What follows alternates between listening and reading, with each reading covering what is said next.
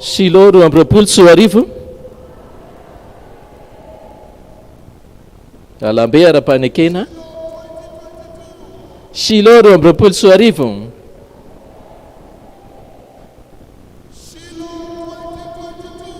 Shiloh 20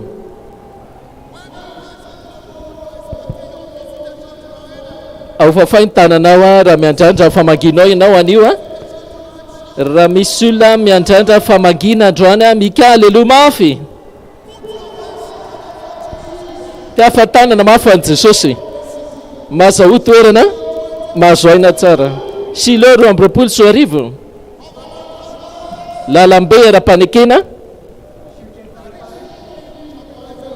tsy hoe la hitsangantsika isotra an'Andriamanitra kalitao ny amin'ny tanana mahery vaika izay tsapatsika hatramin'ny andohany ty Shiloh 20 fa rehefa hitsangantsika hiteny hoe raio amin'ny anaran'i Jesosy misaotra ny amin'ireo karazana fionana izay nomenao anay hatramin'ny andohany ty Shiloh 20 ty. Efesiana 5:20 misora azy mandrakarivo fa ary amin'ny anaran'i Jesosy Kristy Tompo doatsika hitsangana tenitsika hoe raha io ny anaran'i Jesosy misaotra ny amin'ireo karazam-pionana izay nomenao anay hatramin'ny andohany ty Shiloh 20 ty. Misaotra Tompo ny amin'ny aingam-panahy teninao avy amin'ny ambaratonga ray manaraka. Misaotra ny amin'ny misaotra ny Jehova do hisaotra azy ny amin'ireo zavatra rehetra nataony tamintsika hatramin'ny andohan'ny Shiloh 20 ny amin'ireo zavatra rehetra nataony ka nalanjy sy amin'ireo fijerena mivantana maneran-tany. Isaora izy na mifandefasana amin'ny tohan-trano ny teniny.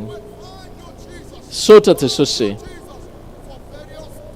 ny amin'ireo karaza kasika amin'ny lafim-piainanay rehetra. Saotranao zay Tompo ny amin'ny toetrandro tsara ny amin'ny fanatrehanao dia iranao zay asandrato hatrany feonao dia isaora izy amin'ny laliny fonao raha eo misaotra ny amin'ny zavatra rehetra dia iraina ny anarana masina amin'ny fanatrehanao ny amin'ny teninao. Saotra ny amin'ny kasika vany an-danitra tenena amin'ny teny tsy fantatra.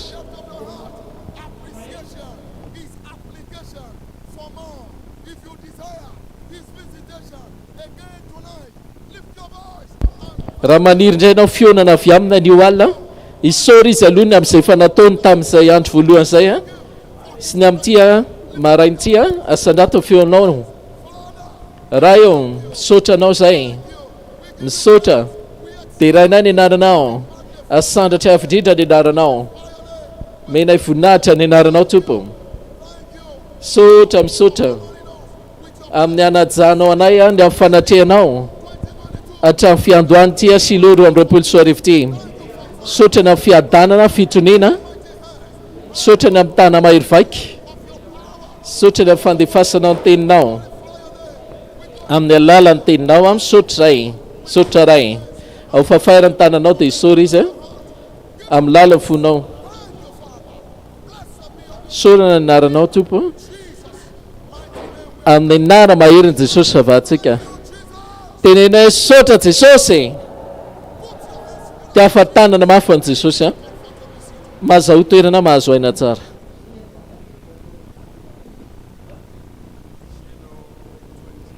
Shiloh 20 mbola andeha hivavaka tsika hoe raha io amin'ny anaran'i Jesosy meo fionana maharitra anio alina tsarovy fa alina fionana ty ary tsy maintsy mamalo anao tokoa ty. Soratra masina Samuel 3:21 ary dia niseho indray mandeha Samuel Andriamanitra tao Shiloh amin'ny alalan'ny teniny. Ndoary tsika hitsangana hivavaka tsika hoe raha eo amin'ny anaran'i Jesosy meo fionana maharitra ahako anio alina asandrato feonao vava mahery vaika Vava amin'ny fonao manontolo, vava amin'ny fifatohana,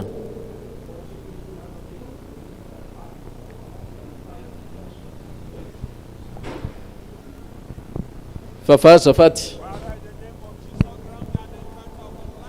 ameo fionana maharitra ako an'io alina, fionana izay tsy ho afaka adino faingana raha io amin'ny anaran Jesosy.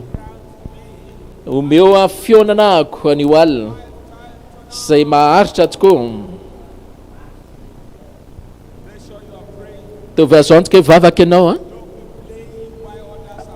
aza milalao rehefa mivavaka ny sasany. Tovy azo antoka hoe mivavaka ianao, miasa ny fonao a amin'ny finoana fatakarana.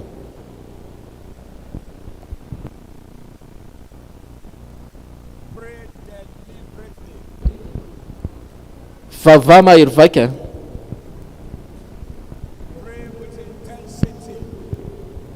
vava amin'ny hery vaika.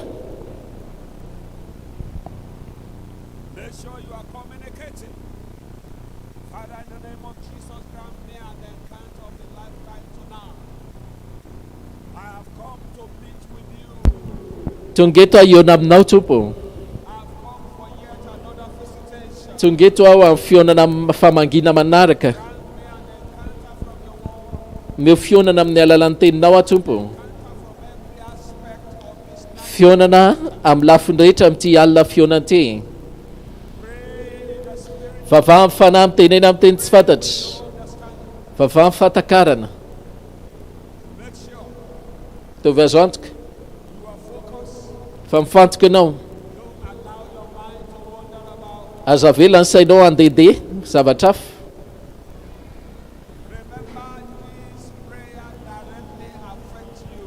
Tsaro fa ty vavaka ty a dia misy fiatraika aminao mivantana,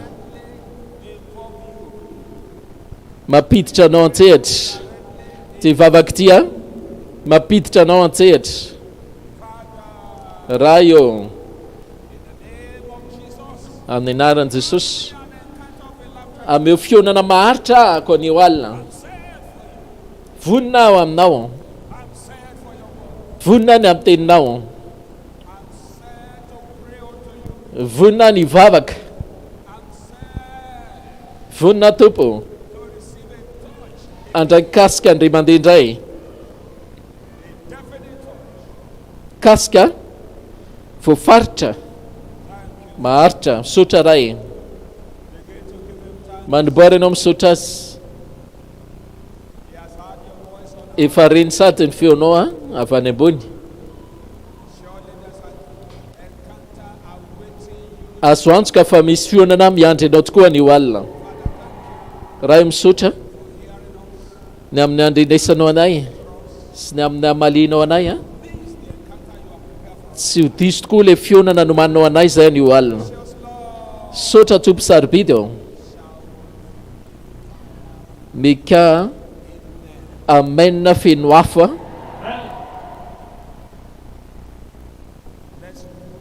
ty afatanana mafy a, raisitsika ny koral ary mahazo toerana.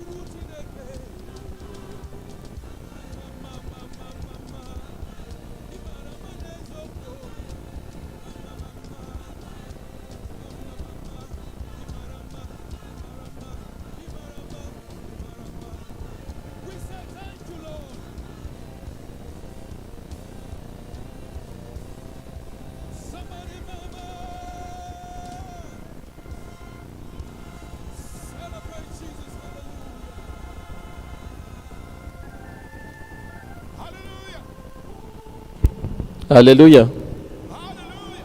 Hallelujah.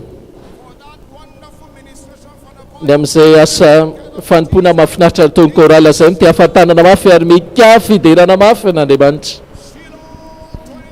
Shiloh 2024 ary lalambe ara-panekena afaka mahazo toerana ho an'izay mitsangana itoizantsika ara fandarana manaraka dia alina fionantia dia fotoanany vavolombelona. Tsy namela ny tenany tsy hanana vavolombelona Andriamanitra. Manana olontsika eto hijoro vavolombelona.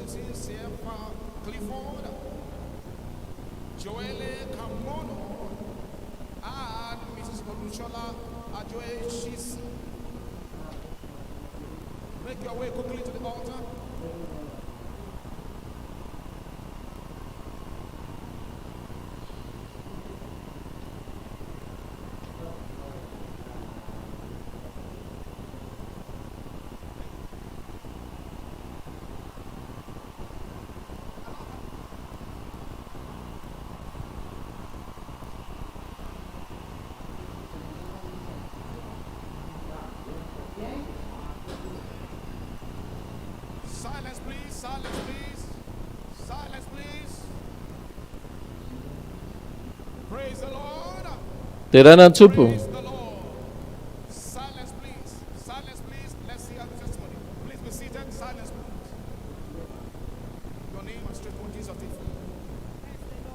Terana antsopo.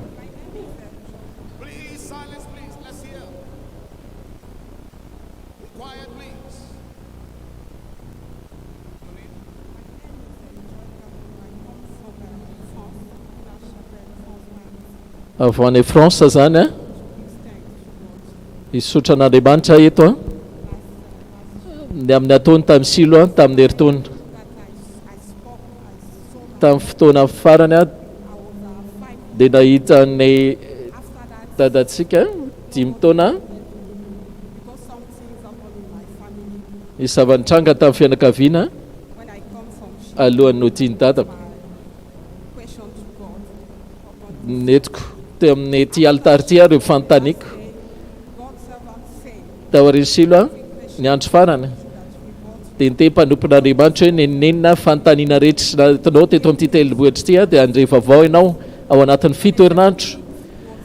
Ny herinandro fahafito koa febroary nivavaka hoe tsompo mba seho iady koa fa tena naniraka ny mpanomponao ianao efa 7 herinandro ao.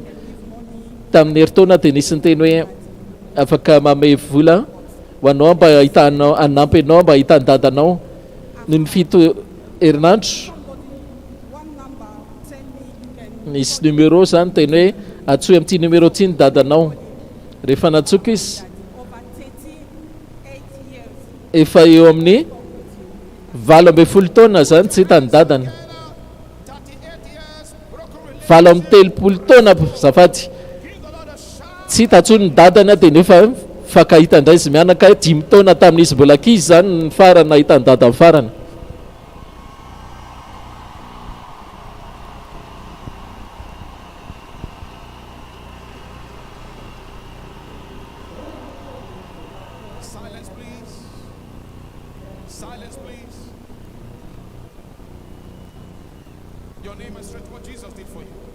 Ny anaranao nataony tsopo taminao a avy hatrany.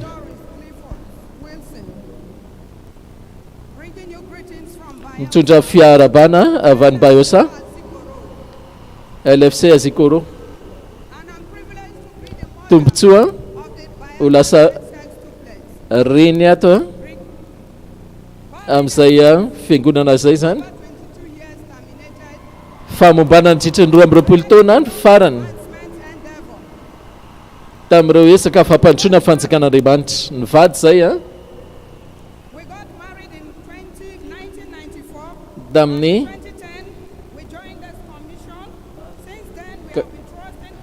nanomboka teo zany a dia natokan'Andriamanitra zay nateraka ny kibo dia noentina tamina hôpitaly a isan-karazany tady a vahaolana natao ny test. Ny proof nefa dia milaza ny médical fa ara-dalàna tsara zay.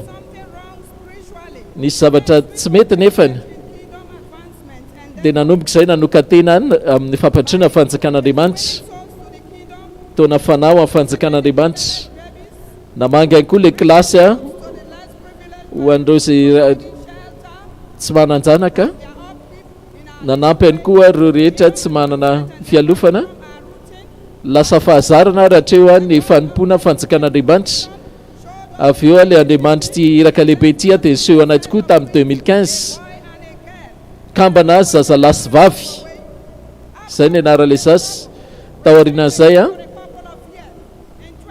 roa taona taty aoriana 2017 nanatrika izay a le kilasy a raisy reny firenena dia hitanay fa nivavakay a dia efa mivaliana tokoa amin'izay fatakaran'izay a dia tsy niasa saina ntsony zay na miresaka zaza fa nisaotra an'Andriamanitra hatrany zay nino zay a fa ho ataon'Andriamanitra taminay tokoa le fandrifonay tamin'ny février a le Andriamanitra ty iraky ty dia namangy anay zaza lahy roa sy zaza vavy efatra izay indray nitahiny anay kambanareo lahy sy vavy zany a dia indray a kambanareo lahy sy zaza efatra vaza vavy efatra reo zany a mpitaiza zaza daholo zany reny olona reny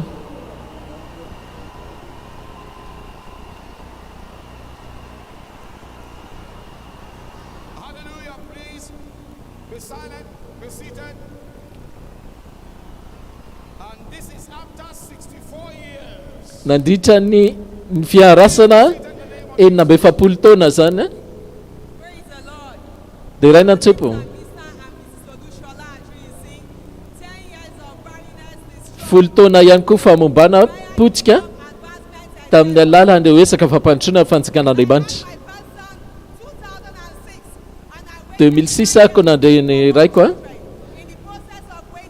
dia niandry ny fahavoka zany teoriana zay dia hoe ny sorona ny tsy mifalompiana zany hoe ny tranonjaza zany dia hoe tsy afaka niteraka ntsony ianao raha tsy manao in vitro dia avy eo a Exode 23 25 26 a ny asanay dia iseho tokoa Andriamanitra nanatrika kosa le kilasy raisy reny firenena dia nankalaza ihany koa zay le alina zoma ho an'ny zaza dia nandia zay a nataonay ny anarany a tsondry zay le fitaovana ho an'ilay zaza sy ny anarany ilay zaza dia vangin'Andriamanitra ako a nahazo ny zazako faharoa tamin'ny 2017 nanokatenako tamin'ireo esaka fampandrosoana fanjakan'Andriamanitra dia mbola niseho ihany Andriamanitra zanaka zalahy telo zao ny anarako a ny ananako a tsy manana tranonjaza tsisy le ouvert zany nefany a dia nanana zazalahy telo izy zaza mahagaga tsisy tuba ouvert zany a mahagaga Andriamanitra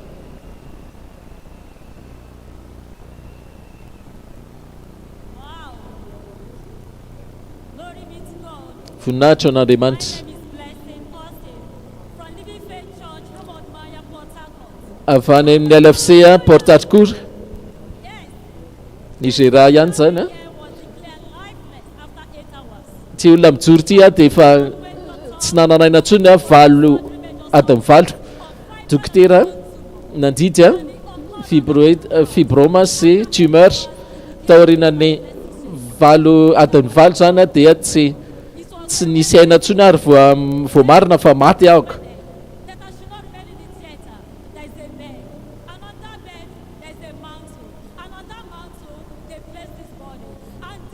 dia napetraka tamin'ity vatako ity zany a le lamba kasika dia miverina indray a lay aina tsy vita zay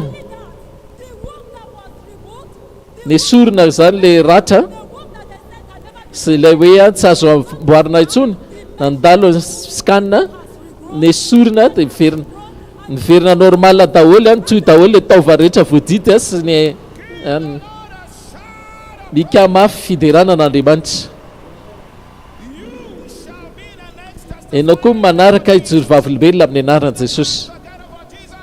Dia afatrano an'Andriamanitra, mika mafy an'Andriamanitra.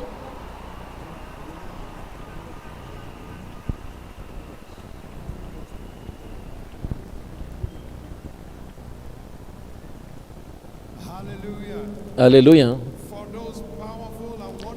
Ny amin'ireo asa mahery vaika an'Andriamanitra zany amin'ny ahafantanana mafy fidiran'Andriamanitra. Mendrika ny voninahitra rehetra izy. Alléluia. Dia raha zana mahakasika silo reto. Voalohany dia iraina ny tsopo ampatsahivontsika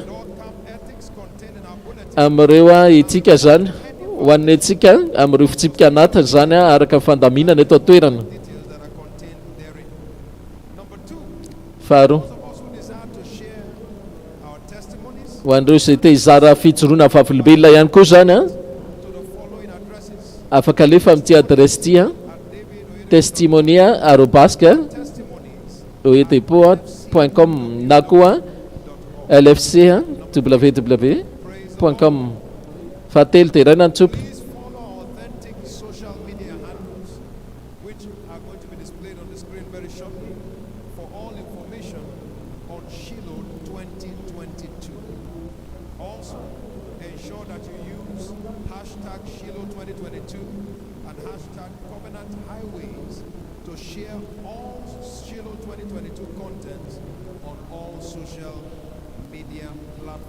Ho an'ny fizarana zany amin'ny tambajotra zany dia sina hashtag zay zany misy adresse.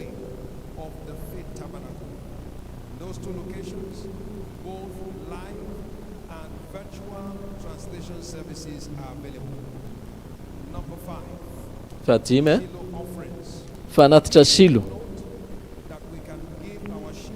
Mariana fa afaka manatitra ny fanatitra Shiloh tsitsika, afaka atao amin'ny chèque fa soratana ilay izy zany amin'ny tsika eto toerana amin'ny Winner Chapel Antananarivo ny tsika eto ho an'ny fiangonana sisiny kosa dia afaka atao amin'ny narany fiangonana any toerana. Samy soratana zany amin'ny fiangonana misy azy avy sy numéro compte.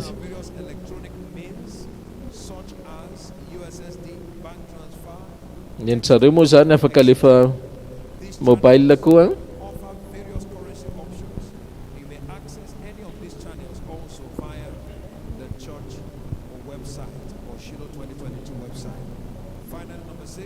Fahenina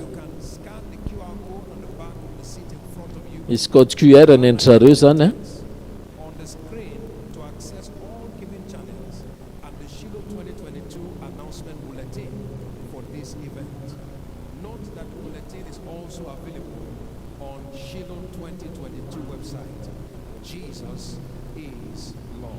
Jesosy ny tompo, te ahafantanana mafy an'Andriamanitra.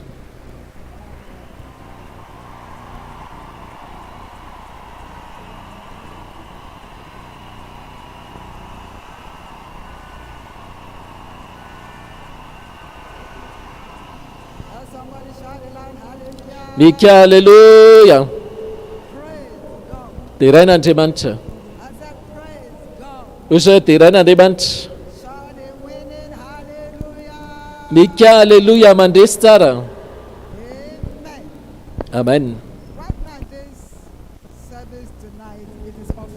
Fotoana mifanatitra aritsika zao fotoana mifanatitra ho tanteraka amintsika atsikona zany amin'ny anaran'i Jesosy. Finosy ara mazava tsara fanatitra silonao ho an'ny aty alina ity, ataovy mazava tsara le izy. Tsarovy le lazain'ny filazana teo raha manao chèque ianao zany dia ataovy à l'ordre ny Winner Chapel zay fiangonana misy anao ho an'izay famatotra amin'ny Antananarivo io zany dia atao amin'ny Antananarivo any.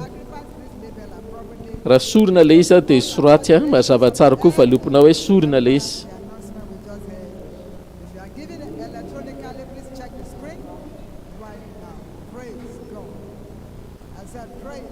Dia irain'Andriamanitra. Mazava ny lazain'ny tenin'Andriamanitra mahakasika ny fanomezany Luka 6:38 manomeza dia mba homena ianareo.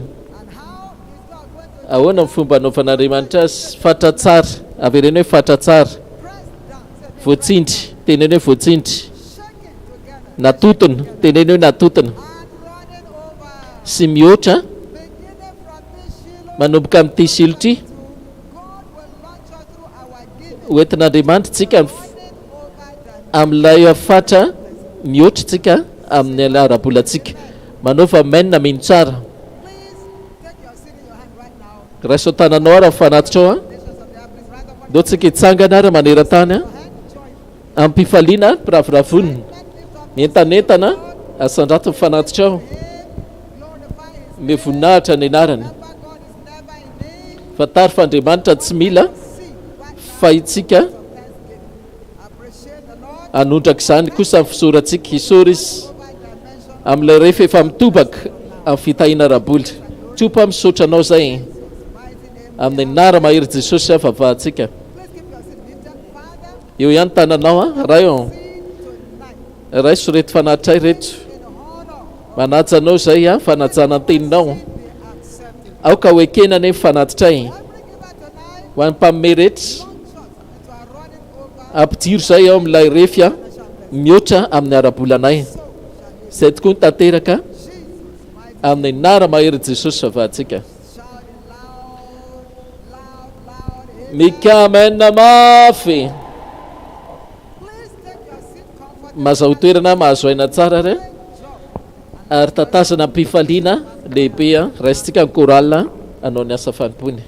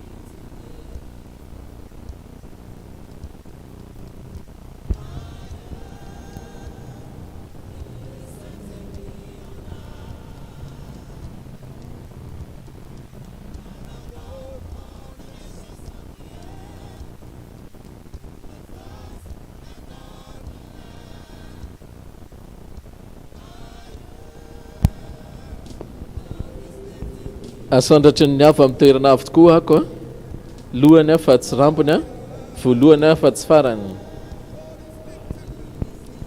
Asandratry Andriamanitra ako amin'ny avo anio.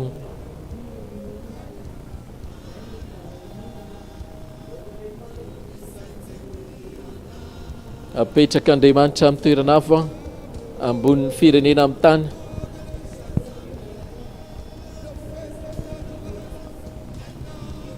Lohany fa tsy rambony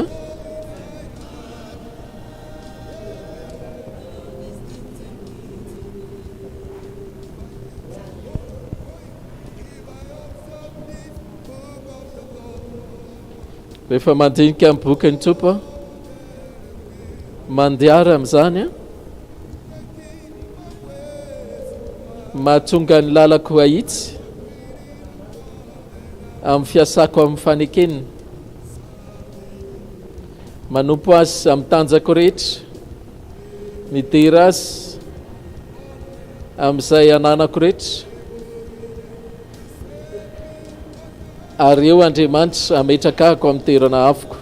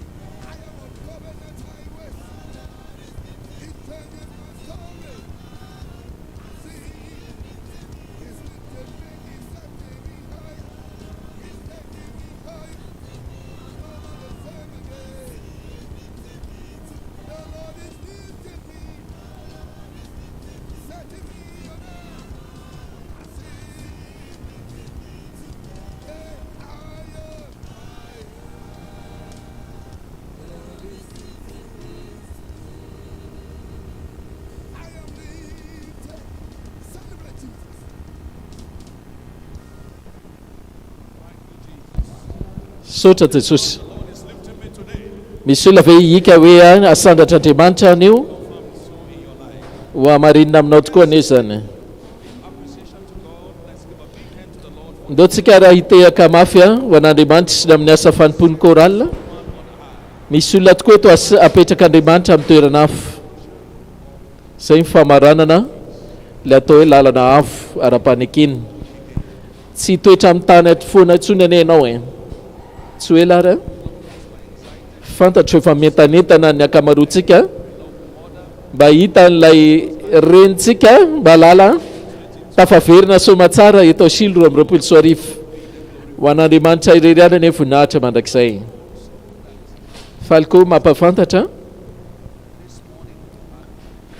tamin'ny maraina zany Denisy firenena telo fanampintsika 45 zany na 570 firenena manatrika mivantana antoerana ao Shiloh. Maro any koa reo mpitarika filazantsara hafa maneran-tany. Ny ahafantarana azy ireo dia tamin'ny maraina naseho ihany koa izy ireo ary mbola mamerina hatrany fiarabanina tonga soa andreo mpanao asa fanimpona maneran-tany tia ahafantanana azafady eo an'Andriamanitra andre mandeha ny amin'ny itondrany azy ireo voaro tsara ary any koa nanomanan'Andriamanitra azy fiatraka tsara ho an'Andriamanitra voninahitra rehetra. Ity ilay alina fionana faharoa teneny hoe alina ho aty tsy hoe tonga eto fotsiny ianao fa tena alina ho anao mihitsy ty. Matthieu 8:16 miteny soratra masina no ny ariva rehefa tonga ny ariva dia nentina teo aminy reo rehetra tratran'ny devoly ary ndroasiny zany tamin'ny alalan'ny teniny ary zay raha rehetra dia nisotraniny avokoa. Tsisy na ray ary tavela tamin'iny ariva iny, ka tsika zao a fivoriana alina ihany koa, satria mantsy ny ariva no famaranana ny andro ray, ary tsika rehetra samy tsisy hoe ho an'ny andro manaraka le izy vo azo fanasitranana. Tsika ary ianao a eo manatsara satria tsy hoela dia andray ny teny indray tsika. Tsisy any a hoentina rapitso indray a zay olana rehetra hoentina ho an'io.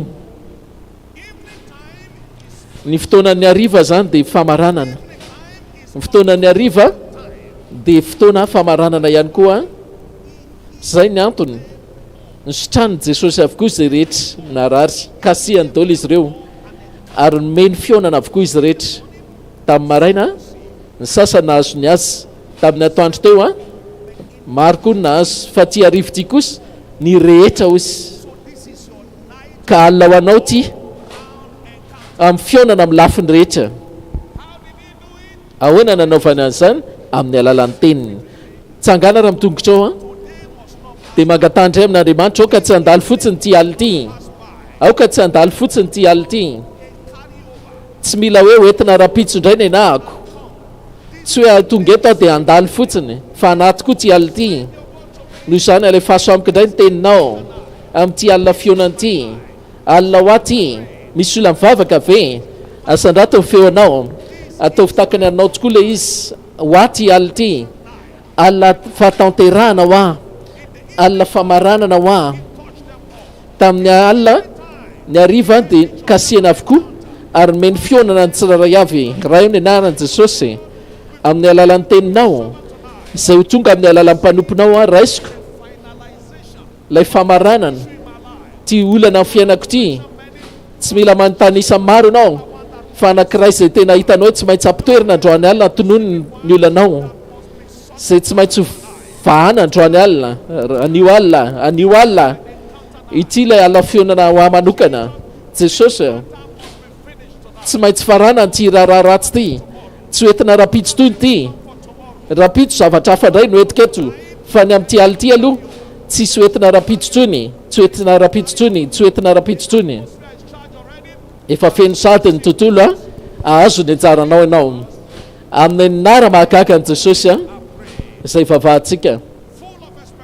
Feno fiandrandrana raha ndao raisitsika, raitsika mpanompon'Andriamanitra, ty ahafantanana mafy an'Andriamanitra, saotra Jesosy.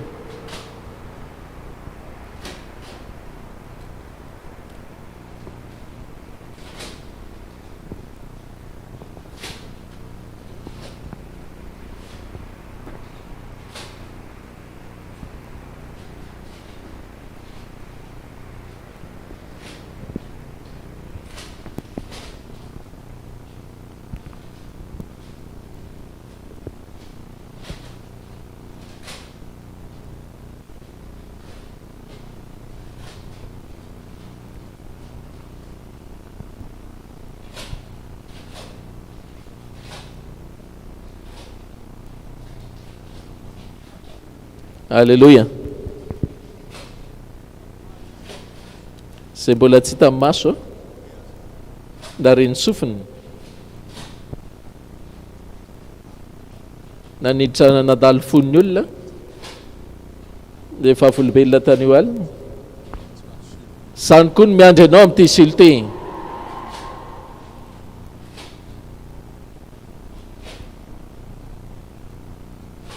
Raika amby efapolo taona ny asa fanimpony taona tsy mbola nahita zany hoe zaza enina kambana zany hoe ndray mipoka, ndray mipoka.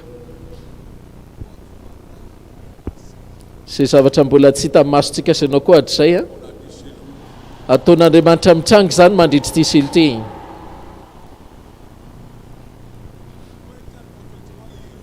Nisy olona ny andro raika amby folo, raika amby roapolo taona tsy mba taran'Andriamanitra.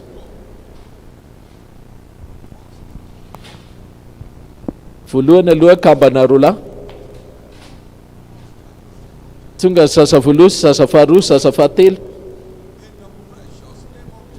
Amin'ny anara tsara be Jesosy, ninona nalaina rehetra taminao ho averin'andriamanitra amin'loana fomba mahagagy zany.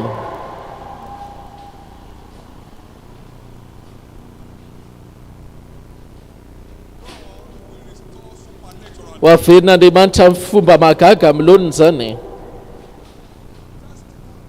Ny fijoroana vavolombelona dia fanondro amin'ireo loza antsika amin'ny Kristy.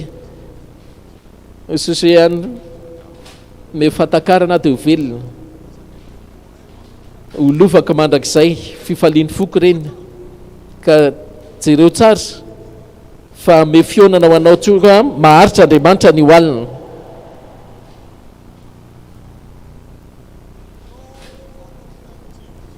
Tsisy diobo falompianina. Ny anankiray simba dia ny anankiray any esorina kanefa mbola niteraka zaza akambana, zaza roa. Ka ninina lazaina fa hoe tsy hay atao avady tsy madika Andriamanitra hatramin'ny fakany zany.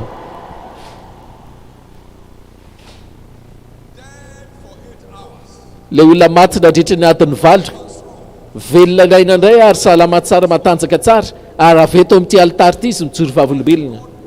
Ka ninina antsoina hoe maty rehetra na me maty amin'ny fiainanao miverina velona daholo indray zany an'io alina.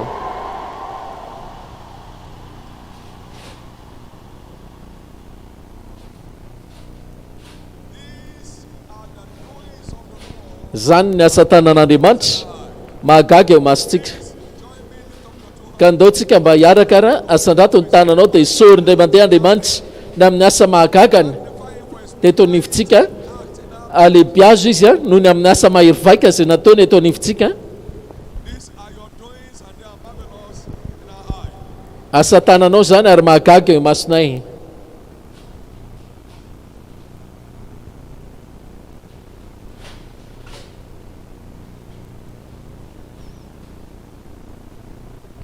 Sotra Jesosy.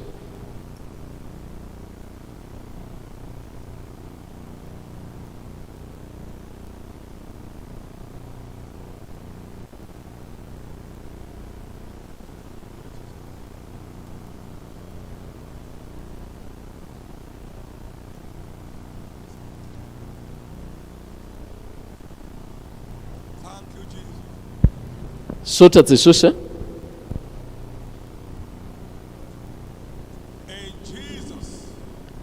Amin'ny anaran'i Jesosy sarobidy izay mivavahantsika.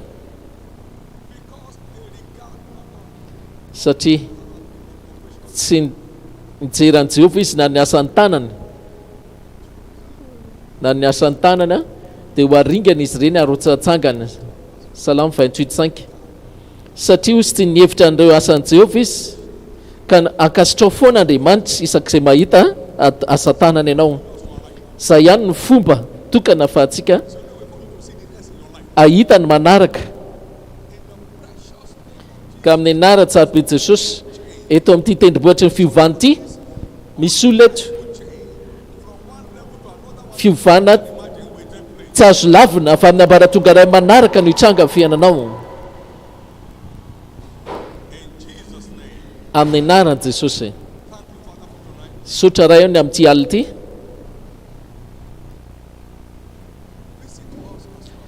Vangio indray zay araka ny efa nilazainao.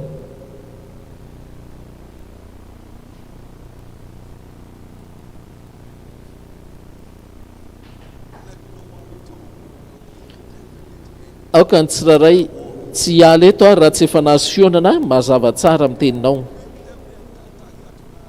Aoka ny fionana rehetra amin'ity alina ity dia fionana maharitra amin'ny anaran'i Jesosy. Ty ahafantanana mafy aran'Andriamanitra mahazo toerana zafady.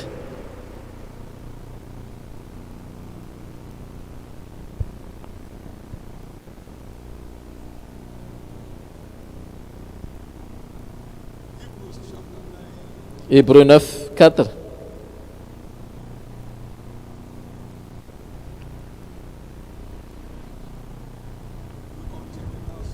Dia avy eo manohitsika zany amin'ilay série fampianarana hoe manokatra ray lalambe ara-panekena ny fiainana.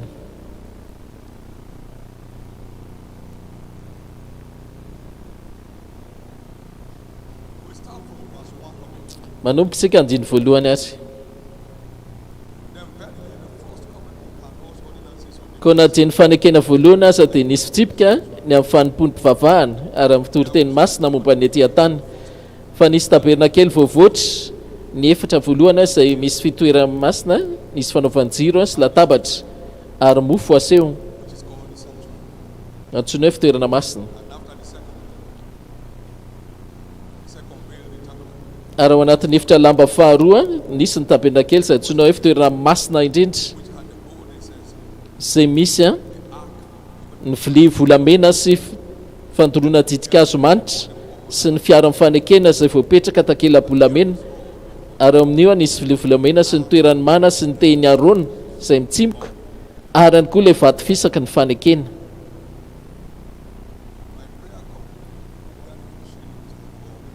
Mivavaka ataoko dia hoe asain'Andriamanitra mody miaraka amin'ilay vato fisaka ny fanekena koa anao eny tananao ry efa miala eto. Maneho antsika izany ny amin'ny zavatra mila tao mba hidirana sy azahoana izay rehetra nataon'i Kristy ho antsika.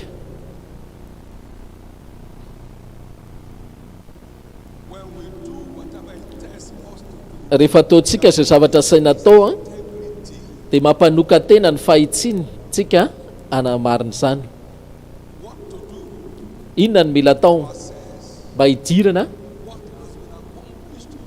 izay efa nataony ho antsika, fandraisana an'izany sy maneho izany mahazava-misy izany amin'ny fiainantsika.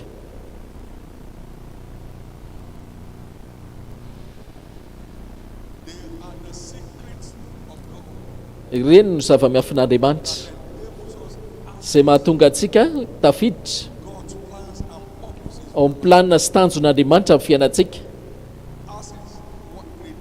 Fidirana ihany koa amin'izay rehetra nameny fanavotana antsika, ary ny mahaliana dia fanomen'Andriamanitra antsika araka ny herin'Andriamanitra sy toe-panakan'Andriamanitra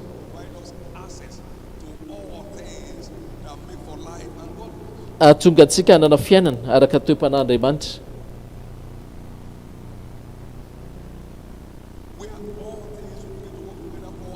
Anomboka hiara-iasa ny zavatra rehetra ahasoa antsika, mena antsika Kristy, ary ahoana lavitra moa tsy hanomezana antsika maimaimpona azy rehetra, nataona antsika malalaka izany, azontsika malalaka izany ary rehefa tanterakitsika ireo fepetra rehetra, zavatra rehetra. Jesosy Kristy naka ny fahotany izao tontolo izao, fa ianao kosa tsy maintsy mibebaka aloha, izay vao afaka mifandray an'izay. Nomena antsika ny hery fa ankoatra ny zavatra efa tsy maintsy mifandray koa ianao ahafahanao mampiatra izany heriny izany. Mena harena koa tsika fa tsy maintsy fantatsika hoe inona tsy maintsy atao, izay vao tafiditra ao tsika amin'izany harena raboly izany.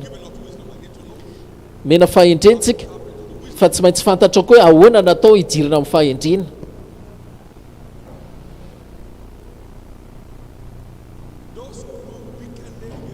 Ireo izay mivadika amin'ny fanekena dia ho simba ny doka fandokana, fa ireo izay rehetra mahalala ny Andriamanitra kosa dia ahery izy ary havita zava-dehibe. Daniel 11:32. Ny tsy fahalalana izany dia tsy fialan-tsiny mihitsy amin'ny lalàna.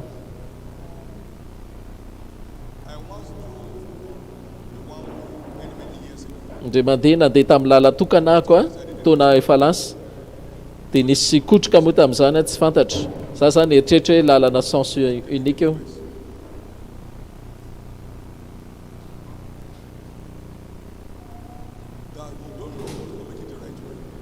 Rehefa tsy mahalala zavatra ianao tsy midika hoe mety ny nataonao. Lasako babiny oloko satria tsy manam-pahalalana. Isaia 5:13.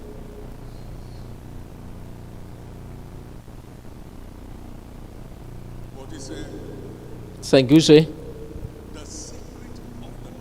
ny zava-miafin'i Jehova dia amin'izao rehetra matahotra azy. Salamo 24. 25-14 arasehony azy mifanekena. Zay ny antony mahatonga ny devoly animba. Le antony lehibe ny antongavan'i Jesosy ety an-tany andravany asany fahotany. Hoe tsy maninona za manoto zany e. Amin'izay mason'ny olona lasa jambo amin'ny zavatra mahomby tsara ny fanekena. Zay tsy tafiditra ao tsika raha tsy manatahotra n'Andriamanitra. Arasehony azy ny fanekena. Arasehony azy ireo ny fanekena.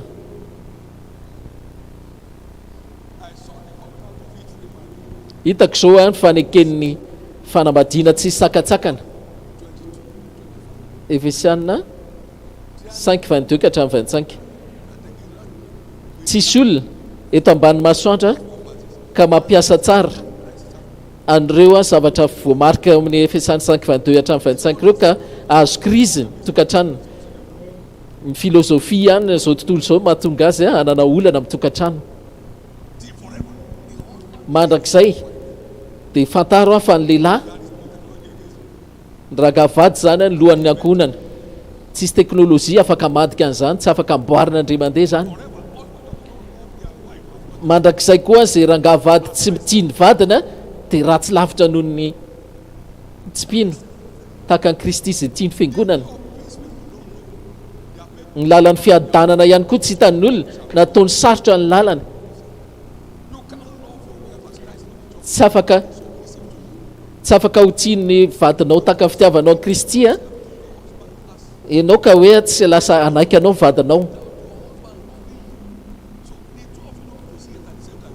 Ka ny lasy ny vavy zany dia samy mila mahita ny anjara andraikitra ny ary samy manao an'izany. Atao mivantana zany fampiarana. Hitako zany ary dia nika mafindray aho hoe tonga amin'ilay fanambadiana tsy sakatsakana fanekena.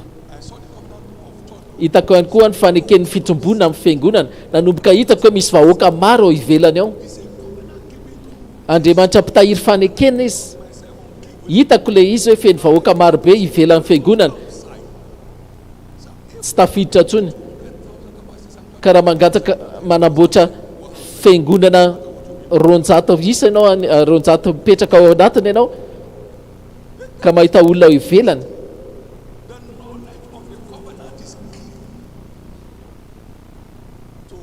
Ny fahalalana fanekena zany ny lakle ahafahantsika zany mahazo an'ilay anjara voatendry tapitendrim-bohitra.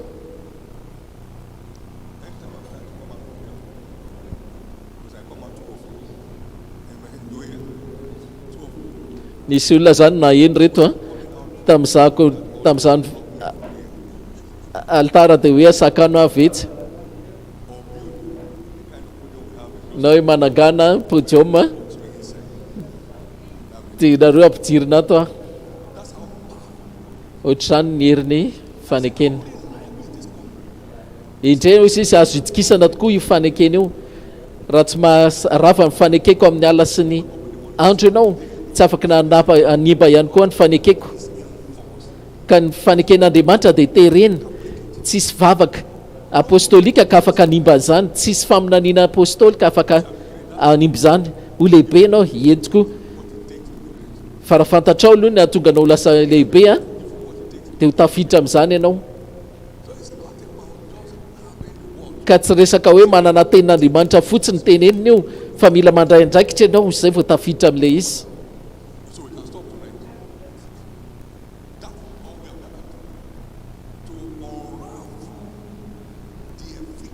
Zany any mila tao ahafahantsika mahita ny mahatsara indrindra an'io fanekena io amorona ny hoavy izay irinao. Tsy kilalao zany. Ndray mandeha mivavaka ataoko ary ny tsirairay avy amintsika ne miala eto miaraka amin'ireo vady fisaky ny fanekena izay anoratra vaovao indray ny tantarantsika eo maso ny tsirairay avy. Manaova maina mafy indrindra ianao.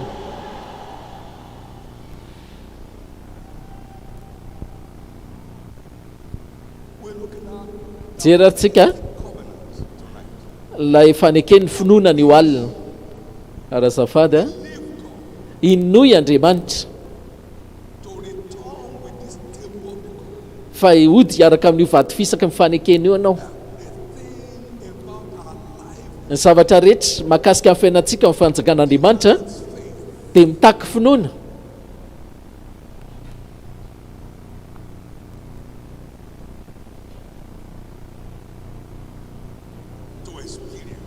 Zay vao mahatsapa ilay izy tsika.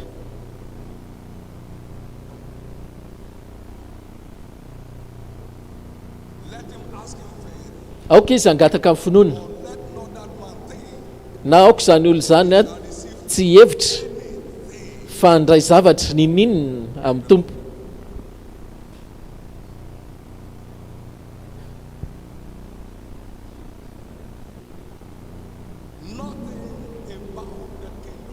Tsy misy zavatra mahakasika amin'ny fanjakan'Andriamanitra mamokatra araka ny tokony ho izy raha tsy eo ny finoana. Zay nantony ny finoana dia nahazo fanafiana foana amin'ny taranaka amin'ny fandimby. Ny finoantsika zany ny targetra voalohany devoly amin'ireo ady rehetra atrehana. Satana izy te hatratra anao tamin'ny Petera hozy Jesosy ary te hikororana anao izy tahaka ny molotra saingy mivavaka ao izy mba tsy horaraka ny finoanao. Rehefa resy ny finoantsika tonga dia efa resy Satana tsika izay. Luka 22 31 32 dia hozy Jesosy mba ampahafantarina anao rehefa tonga iverina ny zanak'olombelona moa ahita finoana eto ambony tany izy. Luka 18 8 mbola ahita finoana eto tany va Jesosy ka ny finoana zany dia mbola eo ambany fanafiana mahery vaika hatrany alohan'ny atongavany Jesosy amin'ny rao lanitra. Mila fantatrao zany fa finoana amin'ny fanekena dia mbola hitoetra amin'ny fanapahana hatrany.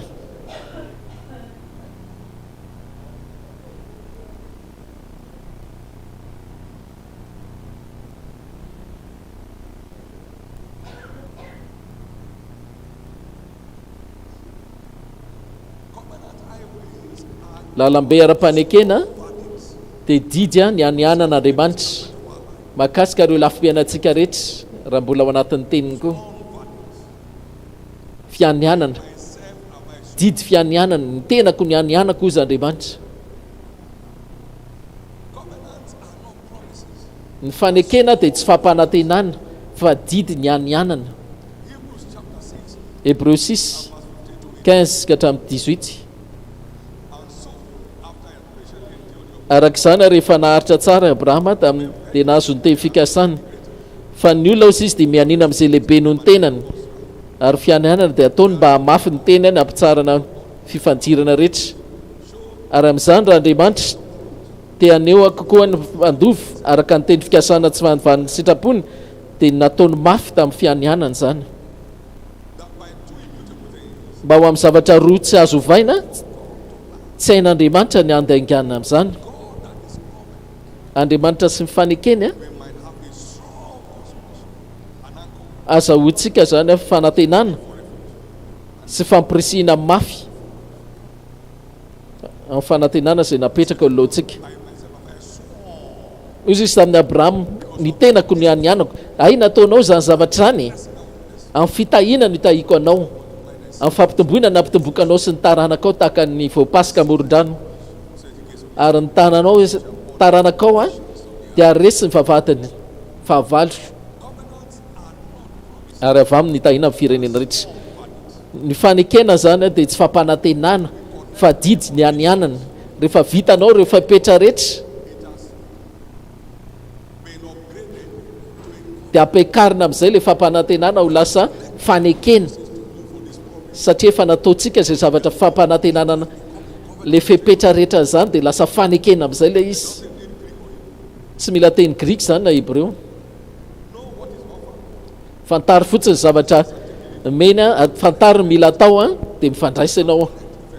Mifandraisa raha liana amin'izany ianao.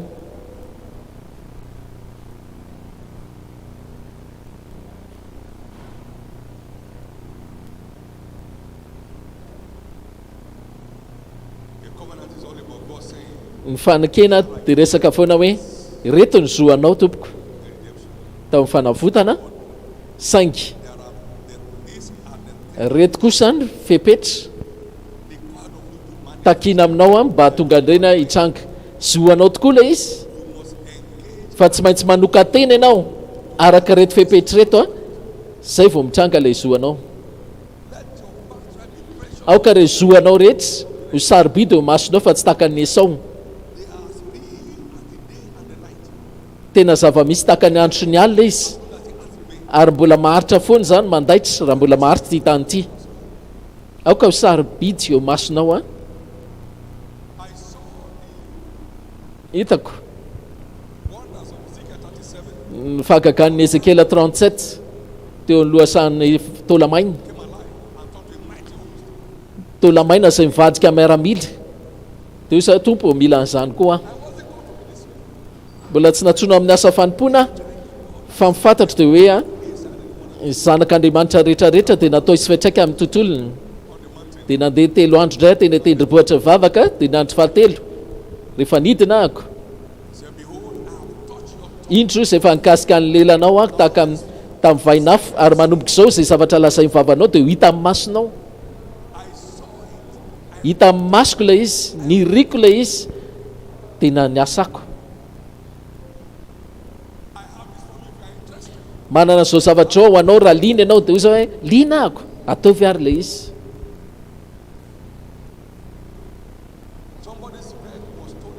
nisy fiaran'olona nangalarina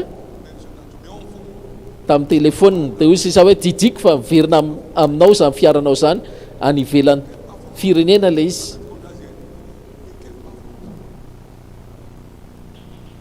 dia miverina ilay olona nangalatra lina ianao ataovy ary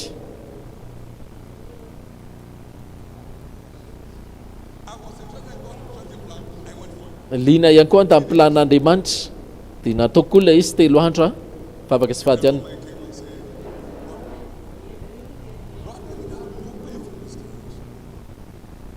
ahoana nandoavanao an'izany ry Davida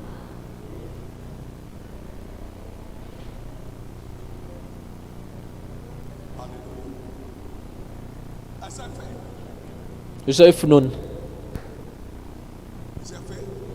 finoana ny finoana dia tahaka ny vola vahiny a maneran-tany zay miasa foana naizanaiza misy anao eto ambon'ny tany tsy hoe any Amerika na Nigeriany mahery kokoa ny finoana tsia ary mandrakizay tsia ny finoana koa tsy mahalala hoe fotsy hoditra ity na mainty hoditra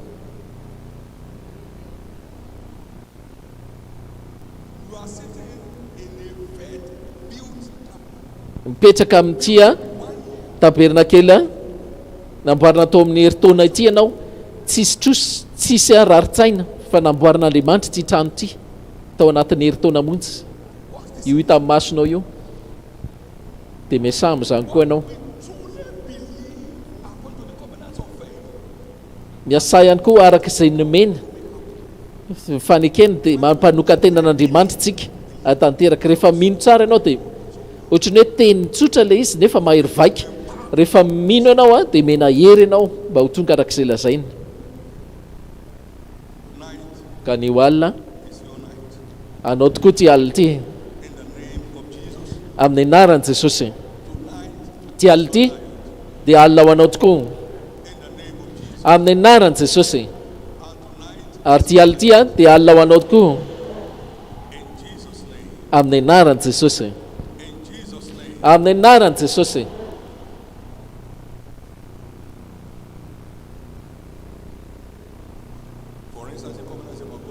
ohatra ny fanekena dia mahakasika ny hoe fahombiazana mahagaga dia planina koa anao hoandreo zanako rehetra saingy misy ireo zavatra tsy maintsy ataontsika atonga antsika hibaiko fahombiazana tsy tonga fotsiny eny aminao io fa tsy maintsy mianatra aloha tsika ho a inona ny mila atao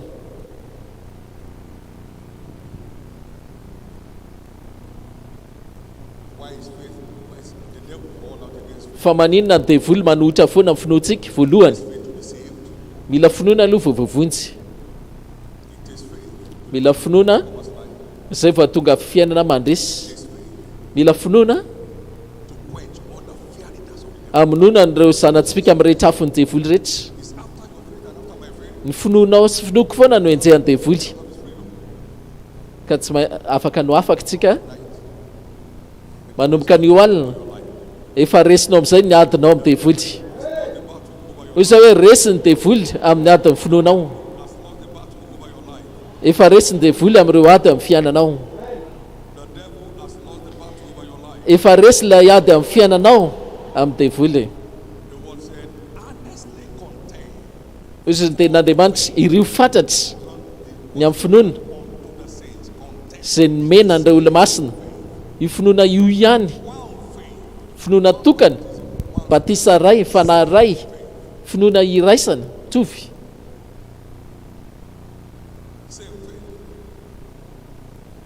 finoana mitovy daholo na aiza n'aiza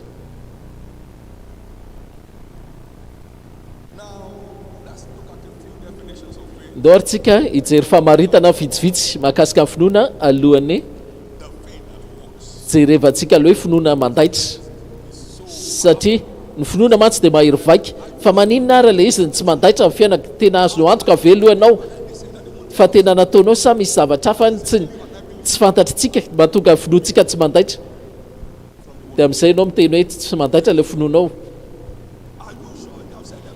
azonao antoka ave fa tena voalaza daholo zavatra rehetra ka mety misy zavatra dino any nisy zanako zay hoe zara vavolombelona hoe nisy olona ny ona tem fa ina ka lazay papahanareo mahatonga zavatra rehetra mandraikitra le zavatra zaraina amintsika rehetra ihany ka tena tsy maintsy misy zavatra eo ka misy zavatra mihitsy anoany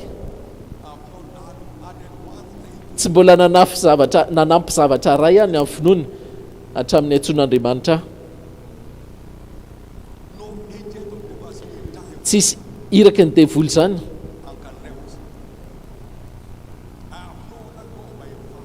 tsy manana Andriamanitra hafa ary tsy hijery Andriamanitra hafa nandrana io Andriamanitra io ihany no nitondrahako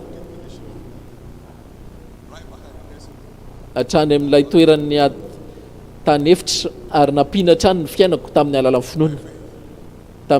finoana nanomboka ny taona atsika tamin'ny fahitana hoe firenena 570 ny idirantsika amin'ity taona ity noho ny fahasoavan'Andriamanitra 83 tsika zao telo amin'ny 20 idirantsika nampiana indray ilay fananantsika efa kely sisa dia zao tontolo zao nisy atsika tsisy nitehaka ave ka mandaitra ny finoana amin'ny taranaka rehetra tsy afaka atao dika mitovy io kopiena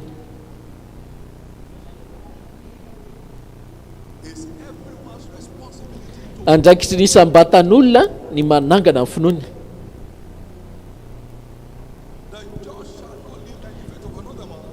ny olo-marina dia tsy hovelon'ny finoan'ny olo-kafo fa hovelon'ny finoany ihany ka tonga mipinitra raray avy io araka ny fahaiza manao ny finoany mandray zay zavatra lazain'Andriamanitra mino zany ary manaprofa fa tena mino marina izy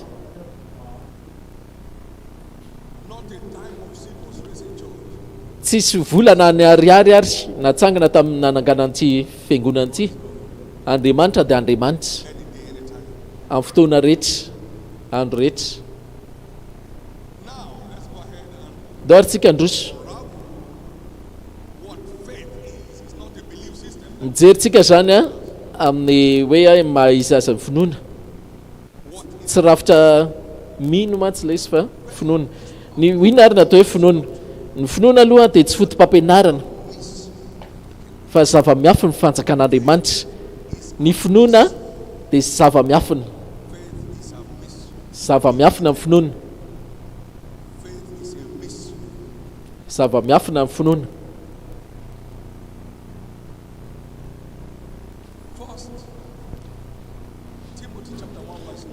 Timothée 1:9 1 Timothée 3:9 bantsina ireo zava-miafy ny finoana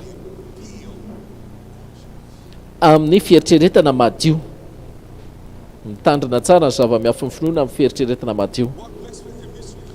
Inona moa mahatonga finoana hoe zava-miafiny? Ny fahamarinana rehetra izay tena inoantsika marina dia manetsika tanan'Andriamanitra, ahatonga ny tanan'Andriamanitra hamokatra ilay izy. Ninona fahamarinana rehetra misaotra masina ka inoantsika dia manetsika ny tanan'Andriamanitra hamokatra. Iza ninona tatitra nampitondraintsika fa izy ny anehoana ny sandrin'i Jehovah. Isaky ny velona ny finoantsika dia manindritra ny tanan'Andriamanitra hoe eny ity indray aho tanteraka azy, fa sambatra ianao izay nino fa hoefaina aminao ireo zavatra nampilazainy tompo taminao amin'ny alalan'ny tanany. Izy hoe amin'ny alalan'ny tanan'Andriamanitra. Izay nilazainy tamin'ny raiko Davida tamin'ity vavy ity dia nitanterahan'ny tanany, ny tanany rehefa etsehany finoana. Zay mahatonga finoana ho zava-miafina. Ny marina rehetra ao amin'ny Baiboly ka inoantsika dia manetsika tanan'Andriamanitra hatanteraka izany. Luc 1:45, Isaia 53:1 iza nino ireo tatitra nampitondraina aminay, iza nino ireo tatitra nampitondraina aminay. Tokananao sisy ty fiangonan'ity heritaona 18 septembre 99, tsy niomana mihitsy tsika, tsy nisy hoe teti-bola mihitsy eto ambony tany hoe anamboarana an'ity fiangonana ita masinao ity zany. Mino izay nilazainy fotsiny aho ary nandreo tovy aminao ihany ahako, tsy tao anaty fiomanako mihitsy ilay izy ary tsy nanomana zavatra ohatr'izany hoe anangana fiangonana ohatr'izay.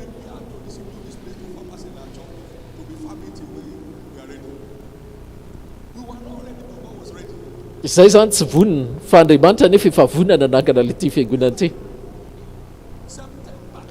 Tamin'ny 18 septembre 4 dia nataon'ilay izy, nataony ity trano ity vita tao amin'ny heritaona.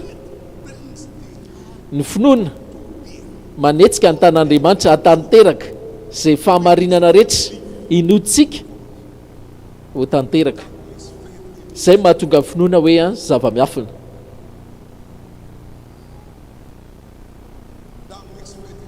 Izay mahatonga finoana ho zava-miafina.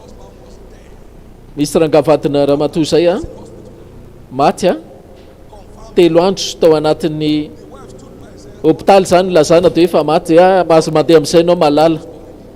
Natsony zany le raha mangavadina efa maty hoe efa mahazo mandeha amin'izay ianao ry malala, isolana ny tompo alohany amin'ny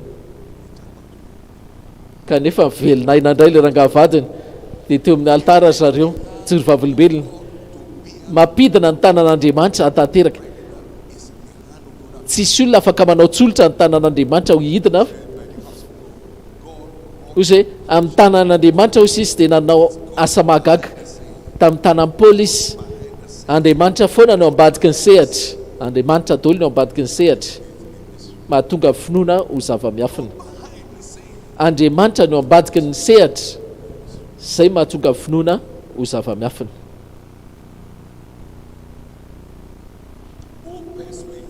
Iza moa nandokarama dia hozy Andriamanitra hoe zaho sy mampiasa anao, zany tompona ndraikitra, aza miteti-tranon'olona ary aza miraba olona. Nino an'izany ahako ary dia nidina ny tanany nandonkaramako, tsy nitsahatra nandonkaramako izy. Za tsy olona hoe staff senior zany hoe na hoe mpiasa fa mpiasa zany mahazo karama, maheno fetsika. Kanisan'izy pastera lehibe rehetra dia samy mahazo karama doly. Rehefa tsy miasa ianao dia tsy mahazo, fa misy an'ilay staff mandray karama raikitra moa zany any amin'izareo le tenor staff. Nareo rehetra ho sisy tsy afaka nandonkaramako fa Jesosy mandonkaramako. Izay inonao ihany zany dia manetsika tanan'Andriamanitra hatanteraka izay. Izay mahatonga finoana hoe zava-miafina. Ny finoana tsy fitsipika fa zava-miafina. Ny finoana tsy ideolojia na fotom-pievitra. Ilay mahandriamanitra mihitsy ao ambadiky ny finoana zay mahatonga azy zava-miafina.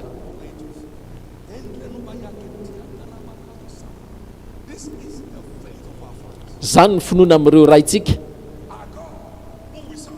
Le Andriamanitra zay tomponay afaka nanafaka anay amin'ny afo mandevina io.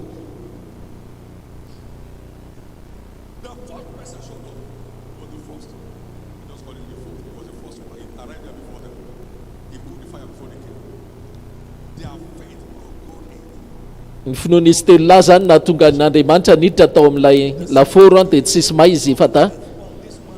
Toy izany koa ny finoanao eto amin'ity tendrombohitra ity ahatonga fahavalinao menatra zany.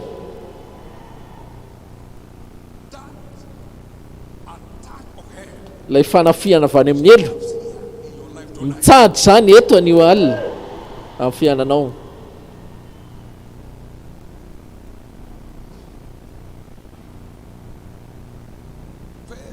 Ny finoana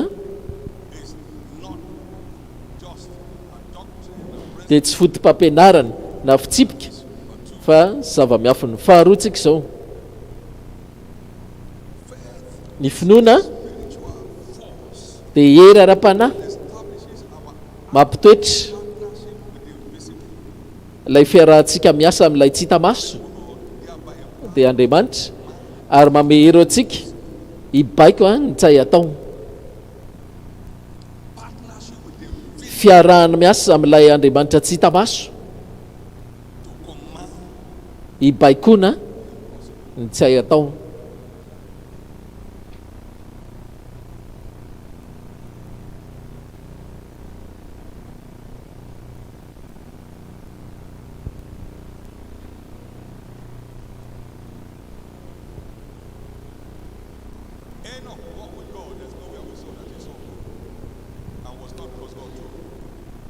Enoka zany tsy nahita an'Andriamanitra fa nentin'Andriamanitra izy.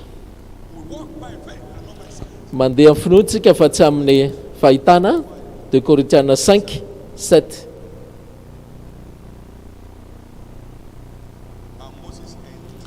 Ary Mosesy dia niaraka tamin'ilay Andriamanitra tsy hita maso, ary dia mibaiko ihany koa ny tsay atao izy tao amin'ny tanin'ny Egypta.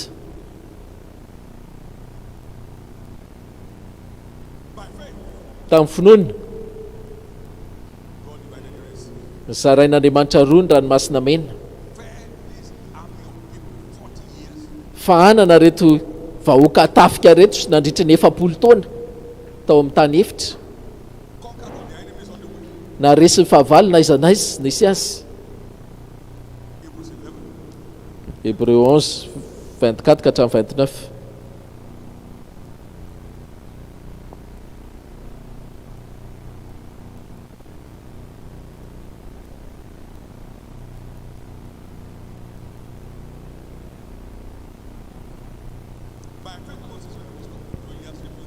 Finoana nandavan'ny Mosesy tsy nanao ny hoe zanaka vavin'ny Farao rehefa lehibe izy.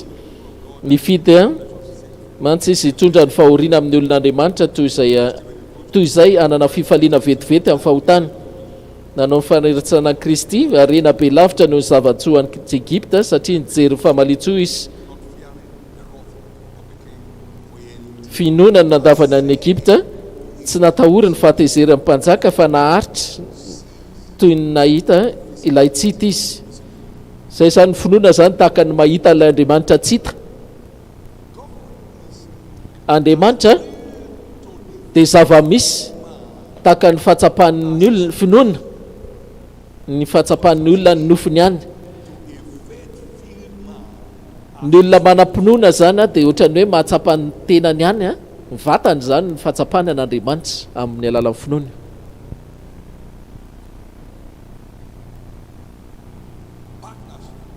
Fiara-miasa amin'ilay Andriamanitra tsy hita maso mahatonga antsika hibaiko ny tsay atao. Ozy Andriamanitra hoe niara-natory amin'ilay fandriana ve nareo? Tsia, resaka tamiko Andriamanitra.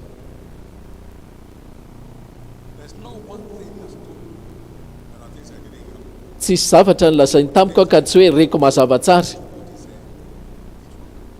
fa ireo zavatra rehetra nylazainy tamiko ka azoko tsara dia tanteraka daholy. Tena misy Andriamanitra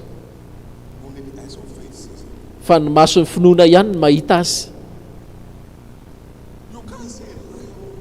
Ianao tsy afaka nahita hoe liona hoe miandro ianao ny liona nefany atahotra ny ambodi ianao tsia.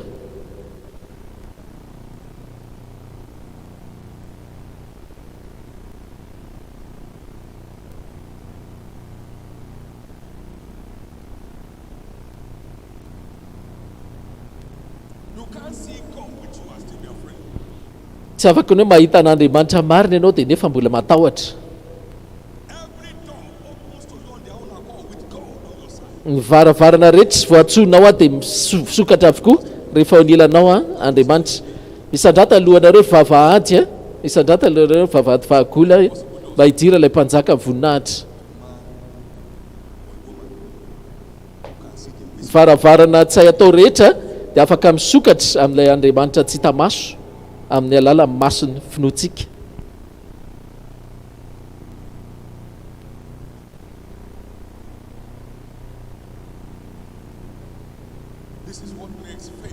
Izay no mahatonga ny finoana hoe fananantsika hidirantsika ao amin'ilay tontolo ay atao tsy voafetry. Teny eny hoe finoana dia fananana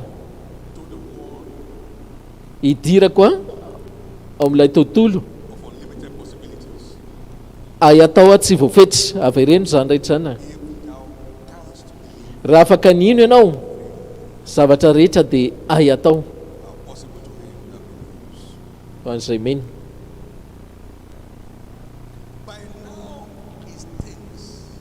Amin'izao oro izao mety efa maimbo izy. Izay nolazainy Marita aminy. Moa tsy efa lazaiko taminareo va fa raha afaka ny ino ianareo dia ahita ny voninahitr'Andriamanitra. Efa trandro maty izy Lazarosy fa ny finoana no hidirantsika ao amin'ilay tontolony ay atao tsy visy fetry dia verina velinaina indray Lazarosy efa maty efa trandro.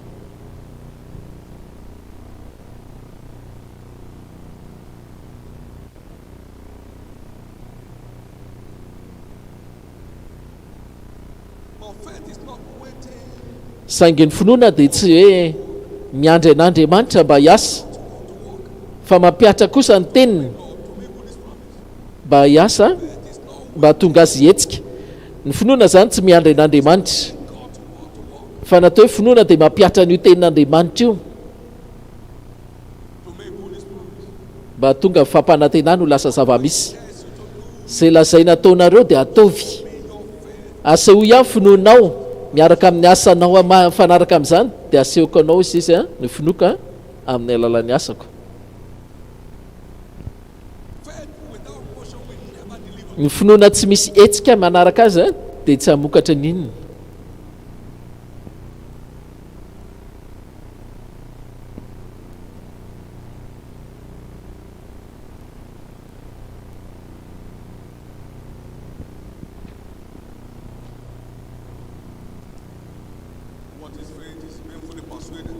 Manaraka no finoana ihany koa dia fandresena lahatra tanteraka mahakasika amin'ny fahamarinana. Na dia eo ary ny toe-javatsarotra tsy maninona. Resy lahatra tanteraka ianao amin'ny marina. Na dia eo ary ny zava-mitranga manodidina tsy maninona zany.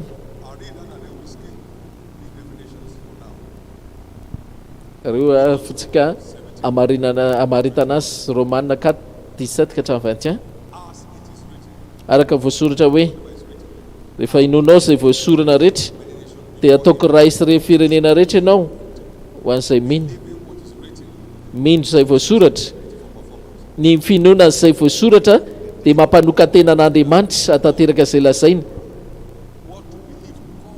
Izay mamelona amin'ny maty indray io sy miantso tsy misy ho tonga misy. Ny finoana zany dia misy hery mahay mamorina ireo finoantsika araka an'izay heriny ten'Andriamanitra inoantsika. miantso zavatra tsy misy ho tonga misy, na dia tsisy antenaina ntsony ary dia mbola nanantena izy ho lasa rainy firenena arak'izay voalaza dia ho toy izany ny taranakao. Zavatra nitenenina izy dia nitanjaky ny teniny dia ho tahaka izany koa ny taranakao. Ary tsy nalemy tamin'ny finoana izy, tsy nihevitra ny tenany izay efa ohatry ny maty. Hoe nisy olona ozy izy ambany ny tany tsirinainy fa neny Abrahama tena tsisy mihitsy ny aza, efa 100 taona mantsy izy, na efa tokony 100 taona sy ny fahafatesan'ny kibony Sara, efa tsisy ovulation ntsony, tsisy ninona ovulation ntsony ary tsisy ntsony any tsirinaina, nefa mbola niteraka Isaka velona. Kibo efa maty, tsirinaina efa maty, nefa nisy Isaka velona. Ka na dia eo raha toe-javatra manjaka ratsy amin'ny fiainana dia finoana dia resy lahatra tanteraka amin'izay voasoratra sy izay fitenenina.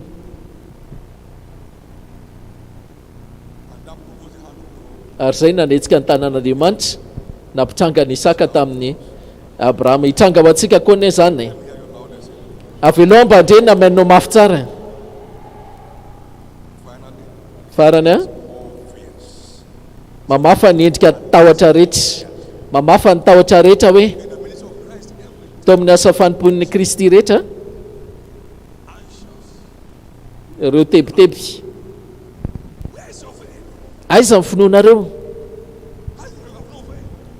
Tsy mahita ny finoanareo any, orokely finoana. Ka ny finoana zany dia miady amin'ny tsy finoana tahotra. Ny finoana ara-tsoratra masina dia mamotsika tahotra. Rehefa io finoana ara-baiboly io ny manjaka dia tsisy toerana ntsony ny tahotra. Ny finoana ara-baiboly dia tsisy toerana ho an'ny tahotra mihitsy.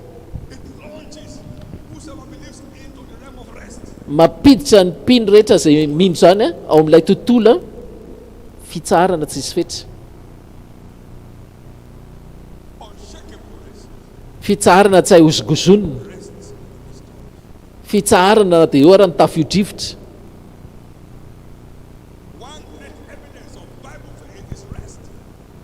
Rehefa misy proof amin'ilay finoana ara-baiboly iray ianao dia tafiditra ao anaty fitsarana, mitondra ny olona ao anaty fitsarana izy, ary izay ny manetsika an'Andriamanitra hiasa. Hoy izy hoe mitony anareo fa Andriamanitra hiady ho anareo. Rehefa tafiditra ao anaty fitsarany finoana izay ianao dia miditra tsehatra Andriamanitra. Fitsarana, fitsarana.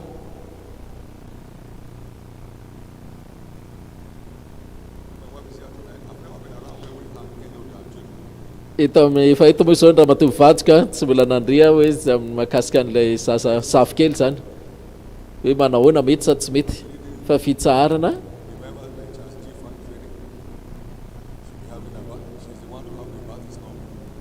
Izy moa niteraka vady isy fitsarana. Tsy miasa saina zany hoe ahoana ny fomba fiterahany tany. Fitsarana.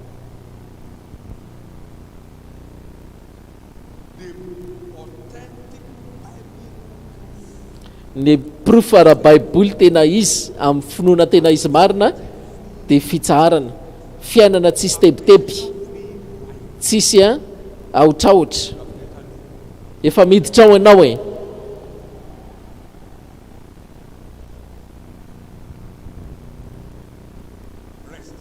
Fitsarana. Tamin'ny voalohany tonga teto alady voalohany dia teto amin'ity moa zany dia hoe iza moa ny olona ino zany, dia oza hoe enao ia anomboka fivoriana faharotsika. Dia nisy fon'ny olona sasany tena ohatra ny tsahatra nidoboka mihitsy, satria mino hoe tena toerana lalina lavitra ity, tsy mitondra antsika mihemitra nefa izy fa mandroso. Teneny hoe Andriamanitra tsy mitarika miendritra mandrakizay fa mandroso hatrany. Mety asainy mihemitra kely ray ianao fa tena marina tiany ianao hiakatra ambony lavitra. Isaky mihemitra kely ianao dia ohatra ny androso amin'ny refy ambony lavitra. Hitako ianao fa miakatra ambony lavitra e. fitsaharana zay manetsika an'Andriamanitra hiasa ary rehefa miasa izy dia mandaitra ny zavatra rehetra ka mitoera ao anaty fitsaharana dia avelo finoana avelo Andriamanitra nidratsehatra dia hivoaka mpandresatra any ianao manaova menina mafy tia afatanana mafy fideranan'Andriamanitra raha voatahanao anio alina tamin'izay tenin'izay any tia afatanana mafy an'Andriamanitra tia afa mafy fideranan'Andriamanitra.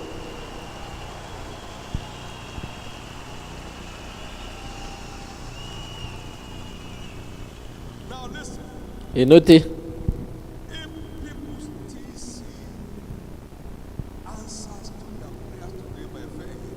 raha maisy olona mahita valim-bavaka dikan'izany dia finoana zany mbola mandaitra tsy afaka nahazo valim-bavaka ianao rehefa tsy eo finoana.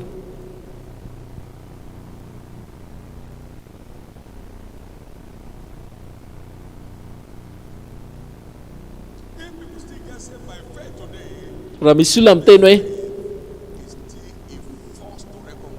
tamin'ny finoana na fitonga an'izao zavatra ao dikan'izany mbola miasa ny finoana zany amin'izao fotoana izao midika zany fa ny zava-miafy ny finoana dia mbola mandaitra sy mandraka an'io.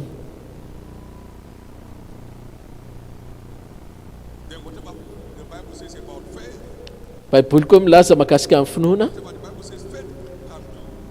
lazainy baiboly zany zay zavatra ataon'ny finoana sy no ataony satria tsy zavatra tsy hay atao zany amin'ny finoana tsy zany raha tsy hay atsimbadika zany amin'ny finoana.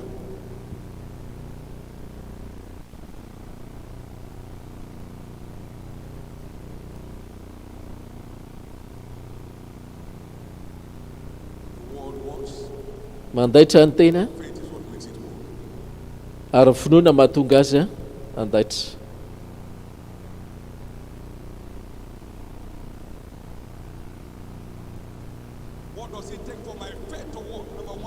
Inona raha no atao mahatonga finoako andaitra? Voalohany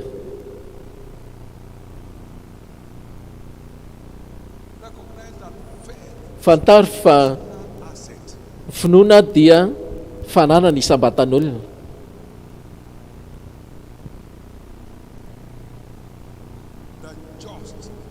Ny olona marina ny marina dia ho velon'ny finoany.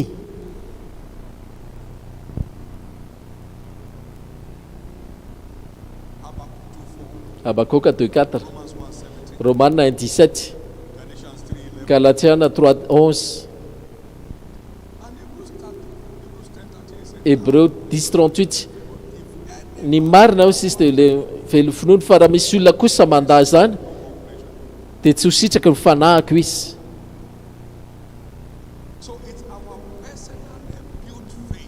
Ka ny finoantsika izay atsangana isam-batan'olona zany no mandaitra.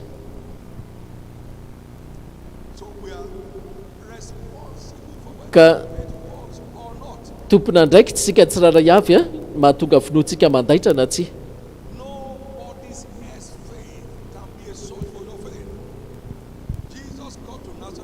Jesosy tonga tao Nazarety tsy dia nahavita inona loatra izy ary dia talanjona izy noho ny tsy finoana tsy nahavita ny finoany Jesosy zany tsy nahavita zavatra rehefa eo tsy finoana ka na mivavahana foana ianao rehefa tsy misy finoana ianao dia tsisy nina hitranga eo, tsisy zava-mitranga eo rehefa tsy mino ianao. Ny finoana dia fananana ho an'ny mpino tsiraray avy ary ny tsiraray avy dia samy tompona ndraikitra amin'ny fananganana ny finoany na manimby zany koa. Za tsy afaka ny hoe ino anao rehefa tsy inonao ilay zavatra, tsy afaka hoe hivavaka ho anao dia mino hoe fa mba ho tanteraka ho anao ilay izy rehefa tsy mino ianao.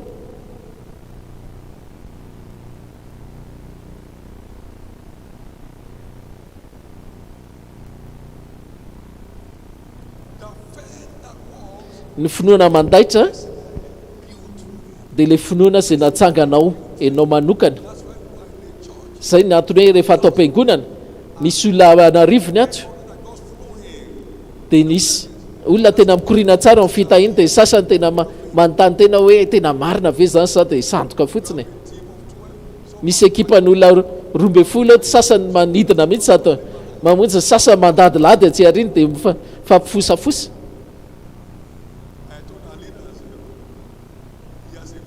io zany tamin'ireo leader hoe zao tsika zao mitovy daholo ny ambaratongoka azonareo tsika ambara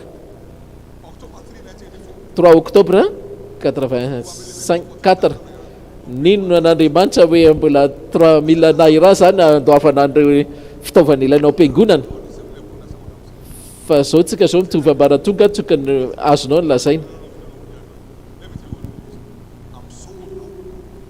tsika aloha fantatrao fa efa lafo tanteraka amin'Andriamanitra sy momba mifanjakany rehetra, dia maka an'izay rehetra fananako ihany koa, dia miseho ilay izy ankehitriny.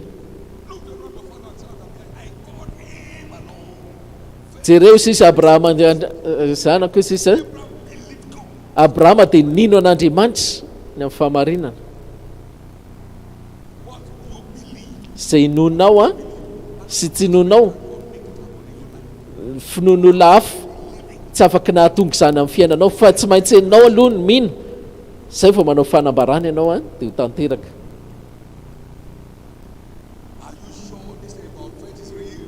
azonao antoka ve fa tena zava-misy marina finoana? Tsy ho fantatrao maha zava-misy ny finoana raha tsy ampiarinao aloha le finoanao natsanganao manokana. Ny zaza anankiray raha tianao hitombo dia tsy maintsy fahanana izy, ka ny finoana koa dia io ny sakafo ara-panahinao. Ny zavatra rehetra mitombo dia tsy maintsy sy fahanana amin'ny zavatra mety any, raha vo tsy fahananao finoanao dia maty io. Ny finoana kely zany tsy mahazaka ny zavatra mitranga manodidina azy. Abrahama izy natanjaka tamin'ny finoana, zao tontolo zao efa mirehetra tahaka ny laforo, ny finoana amin'izao zany raha kely tsy mahazaka n'izany mihitsy, ka tsangano ny finoanao dia ho hitanao fandairana eo. Amen. Enao misy lehilahy ny finoana tsy finoan'ny hafa kosa indray, raha ianao indray raha manana finoana indray ianao ka raha misy olona tsy mino tsy hanisy fetraika mihitsy iny aminao. Tsy finoan'ny hafa tsy hahatonga amin'ny finoana mihitsy tsy handaitra.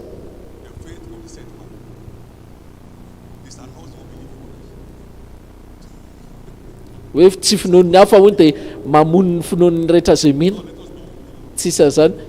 Enao aloha tsy maintsy mino, zay tsy mino avelao izy tsy ino any.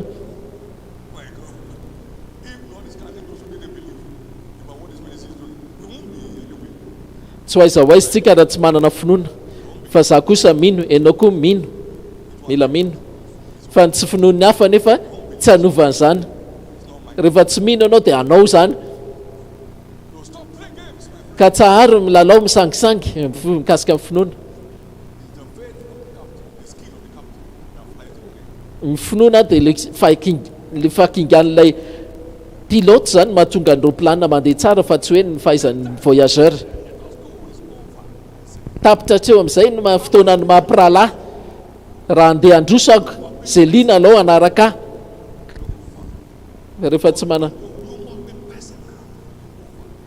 maintsy manao an'io manokana ianao, manangana an'io manokana, raha tsy zay tsy ho lasa lavitra. Raha tsy hoe enao efa nandrehana hoe raha tsy hoe ny rahan'Andriamanitra efa tsapako ny tanany tamin'ny fiainako.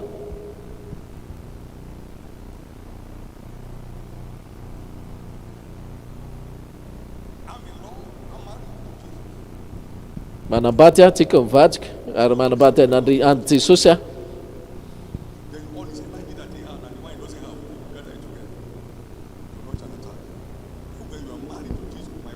ianao fa manambady an' Jesosy. Misy omeva tantara eto ny vaovao tsara rehefa ndraindraikitra ianao anangana amin'ny finoanao dia ho surprise ianao, tolagaga ianao ny amin'ireo baiko rehetra vitanao amin'ity zavatsarotra ny fiainana. Ny finoanao manokana ihany mahatonga ny zavatra andaitra, sy te hafantanana mafy n'Andriamanitra.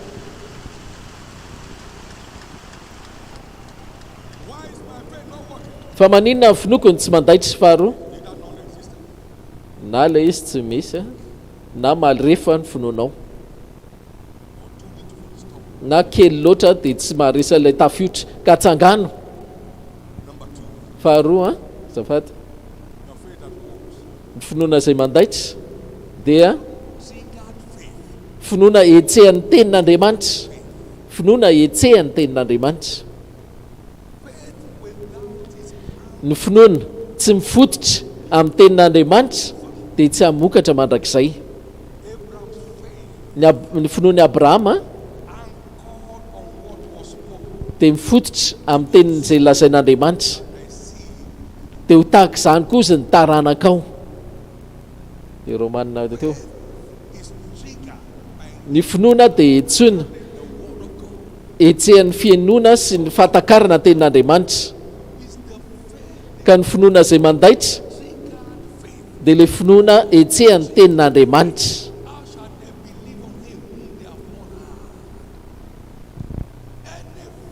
Ny finoana rehetra ivelan'izay renao sy takatra avy amin'ny soratra masina dia sandoka daholo zany, tsy handaitra mandrakizay zany. Mo dia ohatrany hoe mitsapatsapa fotsiny sy mety mba fitsapatsapana fotsiny hoe mety hitranga le izy, fa tsy handaitra mandrakizay zany. Ny finoana mandaitra dia ilay finoana ny etsehan'ny tenin'Andriamanitra.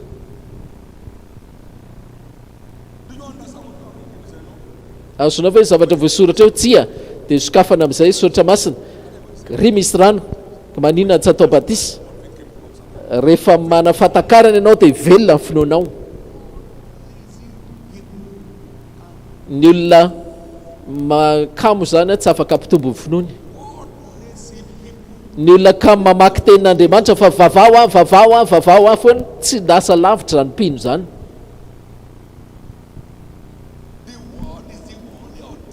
Ny tenin'Andriamanitra ihany no loharano tena marina sy tena mahitsy ahatonga finoana tena mandaitra. Ny tenin'Andriamanitra no fototry ny finoana izay tena mandaitra rehetra.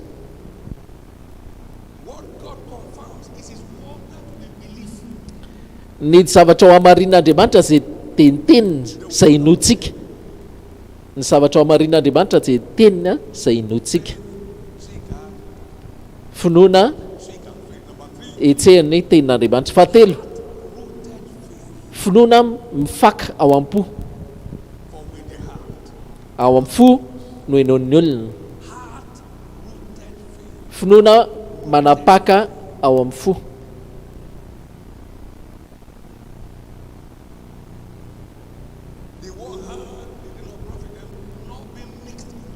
Ny teny izay nitoriana taminy ozy izy dia tsy nahasoa azy satria tsy niaraka tamin'ny finoany.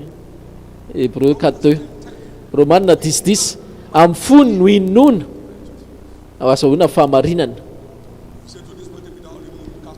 Nisanisa tena tia tendrombohitra ity ka hivarina any an-dranomasina ka tsy hanana ao am-pony. Zay ilay hoe finoana manapaka ao am-po.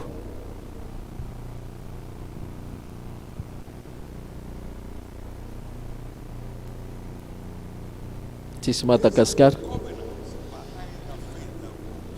Zany any fanekena ao ambadiky ny finoana izay mandaitra.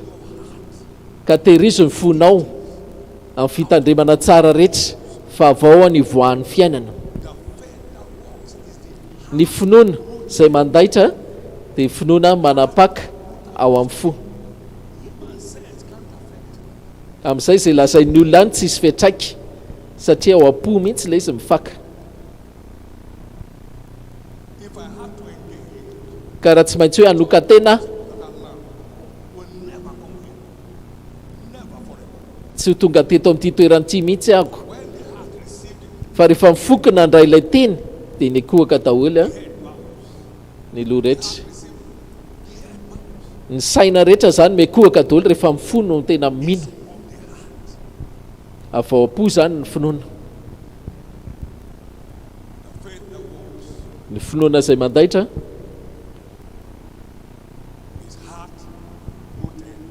dia ilay finoana manapaka ao amin'ny fo. Fahaefatra,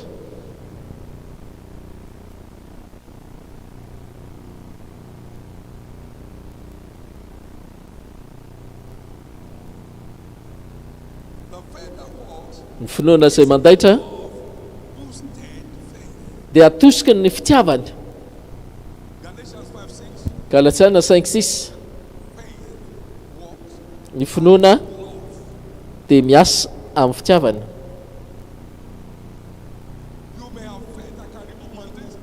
Mety manana finoana manetsika tendrombohitra ianao fa rehefa tsy misy fitiavana zany dia tsy mahasoa amin'innininy. 1 Korintiana 13:22 tsy mamay vokatra innininy io ka finoantsika dia mamokatra araka ny fatra ny fitiavantsika an'Andriamanitra.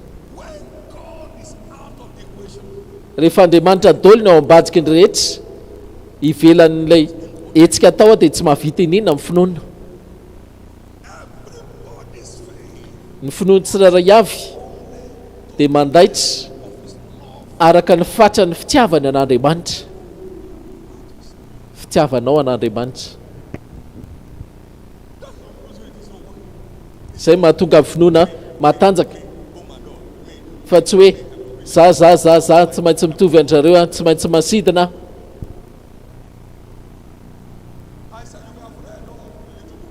Mety mivakinao daholo ireo boky rehetra voasoratra fa rehefa tsy mahita mihitsy ianao fideboko mifoko an'Andriamanitra dia mbola tsy hitanao zava-miafika.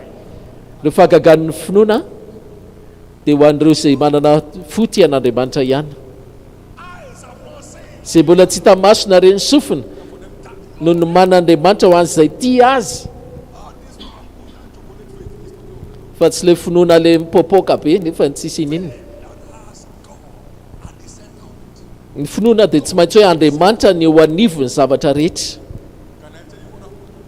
Afaka lazaiko anao ve zavatra nitranga tamin'izaho mbola ny tompo? Oza hoe Jesosy raha mba tahinao mba teo anisan'ny mpandray anjara fananganana fiangonana tamin'izany nefa mbola tsy mana compte bancaire hoe anangana fiangonanao maro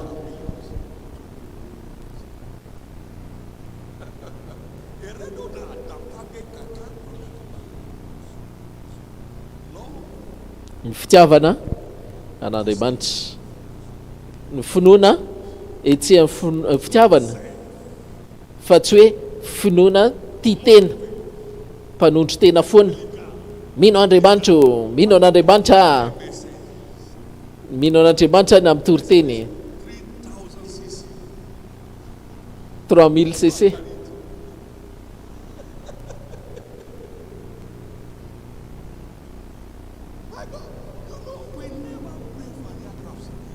Tsika tsy mbola mivavaka mihitsy azo roplanina, tsy mbola hoe nino ka hoe tononontsika hanambary zany. Tsy niomana tamin'izany fa nanao séminaire tamin'ny 86 dia nefa teny tapikitapika Andriamanitra hoe fotoana izao azahoana roplanina. Isa hoe maninona tia indray le hoe tsy mbola nivavaka mihitsy tsika hoe azo roplanina, tsy mbola fantatra koa hoe ny roplanina le izy tsy tenena hoe isy roplanina ividy roplanina amin'izay tsika tsy fantatra kory izay anarana roplanina.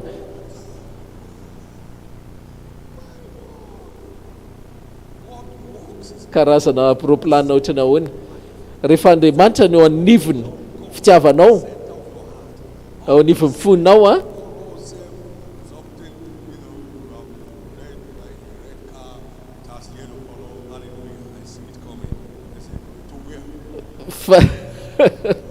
fa tsy hoe akory hoe fiara dia hitako eto fa misy menamena mavomavo setraneny fa hoentina ho aiza moa. Misy miova tantara eto aoka ny fitiavanao an'Andriamanitra ho velona indray, aoka ny finoanao hirehitra tahaka ny afo indray,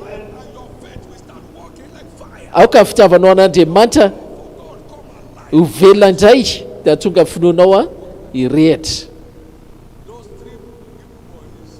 Le Bleotella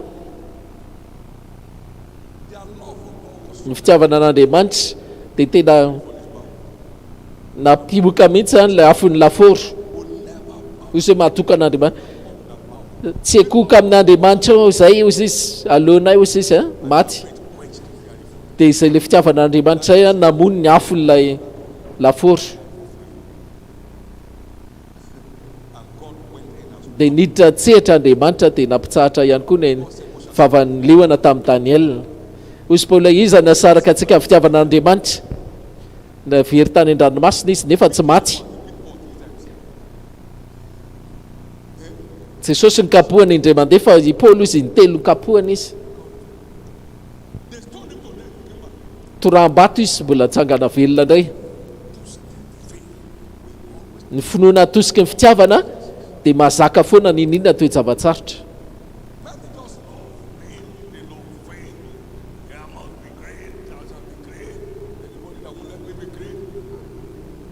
Fa tsy hoe finoana zany hoe tia tena, ny finoana mandaitra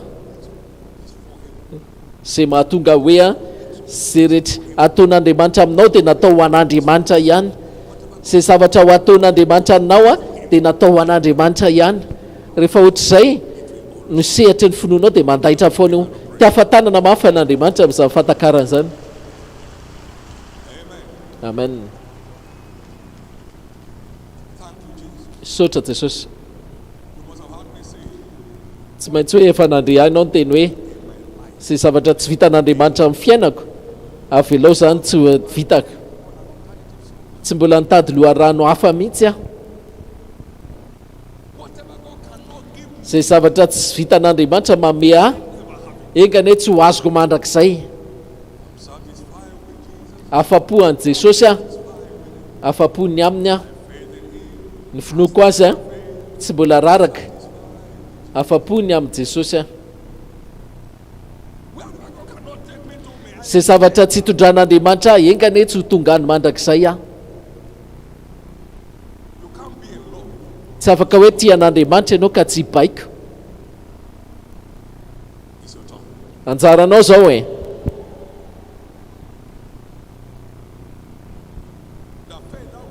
Ny finoana izay mandaitra fahadimy dia ilay finoana etsehan'ny hetsika asa. Jakoba 2:18 aseho ihany finoanao tsarana asa dia asehoko anao kosa ny finoako amin'ny alalan'ny asako. Hitanao moa ny finoana narahana asan'ny Abrahama, izay natonga azy araka ilay Romanina teo hoe miala dia niainga Abrahama. Foray daholo lehilahy rehetrarehetra vao vita ny teny dia natombony tamin'ny tenany ilay izy, nakaantsy izy hoe tao ty ilay zanakao ilay tokanao dia ny ampitsony izy dia tonga tena tendrombohitra mory. Ny finoana izay mandaitra dia ilay arahana asa. Tamin'ilay maraina 86 ny tenen'Andriamanitra hoe fotoana izao azahoana ny fiaramanidina dia ananana na tsy dia ekena andeo tsika anangany fiainana fanatitra. Tsy mbola niteny an'izany mihitsy ahako hoe fanatitra ho an'ny fanangana fidianana fiaramanidina. Sabotsy maraina niteny hoe niteny an'izay fotsiny zany hoe isy roplana ho mitenen'Andriamanitra, fa tsy mbola niteny mihitsy hoe averimberina ilay izy anangana fanatitra. Tamin'ny 17 septembre nitokanana 18 septembre ny herintaona manaraka dia natsaona ny fitokanana nyity trano ity. Mitsangana mandana ny Lagos dia tamin'ny inandro iny ana dia nakany ny Alankadona. Ka ny finoana zany izay mandaitra dia finoana tonga dia miasa fa tsy mitarazoka tongotra, dia lasa ilay izy raha vao ohatra ka tsy manday andraikitra eo ny eo ianao. Rehefa avy amin'Andriamanitra io tonga dia metse, raha tsy izay very io, metse raha tsy izay very io. Finoana tonga dia arahana asa.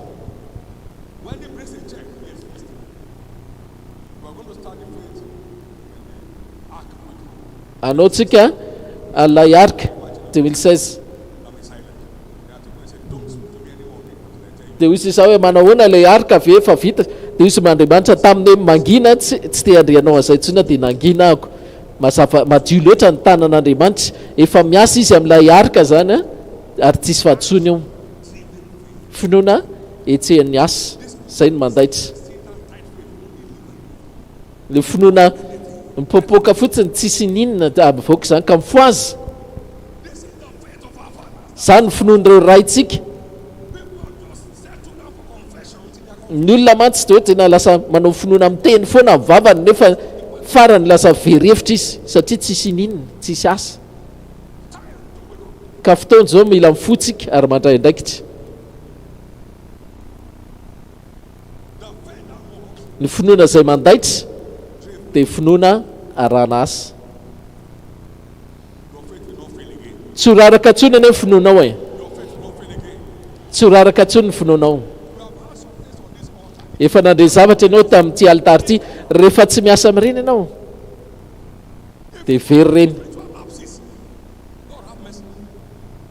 Raha matoritory ianao amin'ny ara-panahy dia amindra foana Andriamanitra. Aza vela mihitsy ny fiainanao tsy ampivavaka.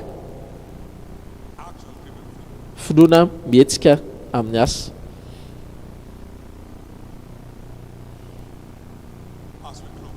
Amaranantsika azy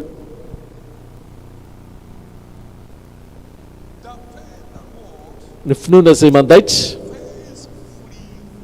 dia finoana tsisy fatafitohinana. Lozany zay izao tontolo izao ity no ny fanafitohinana. Luka 17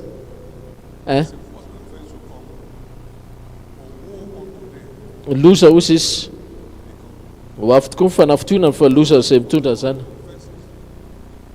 Tafitohany fangidiny fo.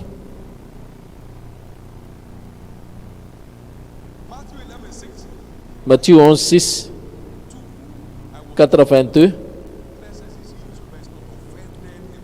Sambatra izay olona tsy tafitohina noho ny amiko toriteniny amin'izay dia nisy vehivavy anankiray nanana olana dia izy dia tafitohana sorena amin'ny olona maro araka ny vavolobe lalasainy dia nilany daholy ilay fanafitohinana dia nanova azy Andriamanitra. Sambatra izay tsy tafitohina noho ny amiko ozy Jesosy. Jauna dia sedra olana na Jesosy.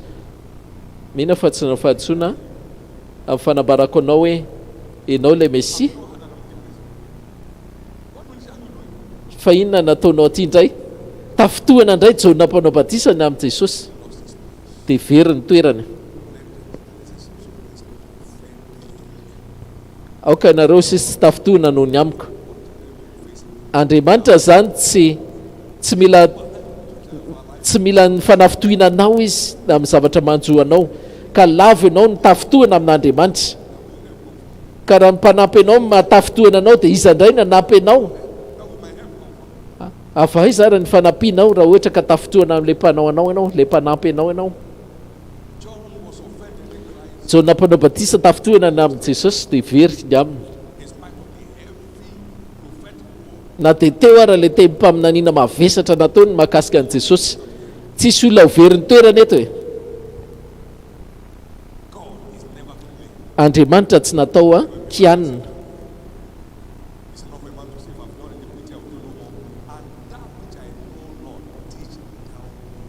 Izay tsy fantatro dia ampianaro Andriamanitra dia tsy natao kianina na amin'izay toerana misy anao rehetra. Job 34 tsy natao kianina mihitsy izy. Andriamanitra tsy natao kianina ninninona zavatra manjoanao, ka lavo ny hoe tafitohana amin'Andriamanitra ao. Izy rery ihany ny anotokana antenainao, ivoahanao amin'ny olana rehetra amin'ny fiainanao, ka lavo tanteraka ny tafitohana aminy. Soratra masina Job 34. Teny soratra masina farany jerentsika ny hoe tsy haiko amin'ny 17 ao any.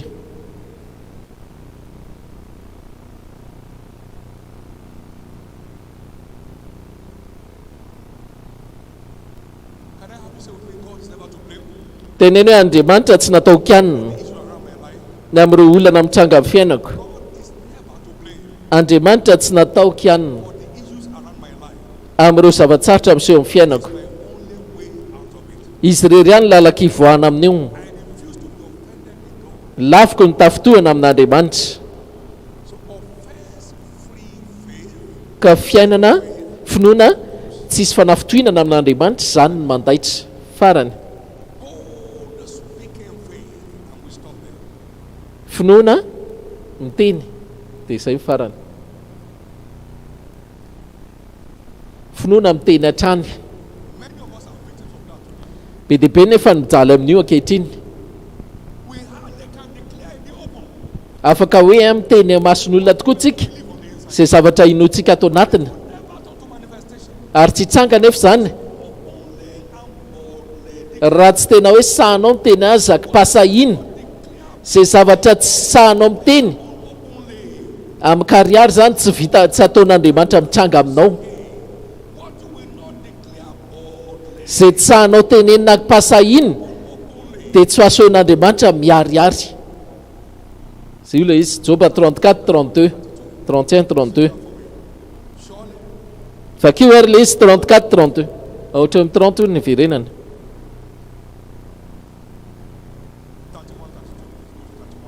Job 34 31 fa momba isy efa niteny ny amin'Andriamanitra nanao hoe efa nandritena ary tsy tafitroana intsony fa izay tsy hitako mba ampianaro aho ary raha nanao ratsy a dia tsy hanao intsony misy zavatra zany ohatrany hoe nibetesana nakasika n'Andriamanitra ka aza tafitroana amin'Andriamanitra tompo aiza ny diso mahadiso aho ampio amin'izao toerana misy azo ao ianao tsy natao kianina amin'ny zavatra manjo ankehitriny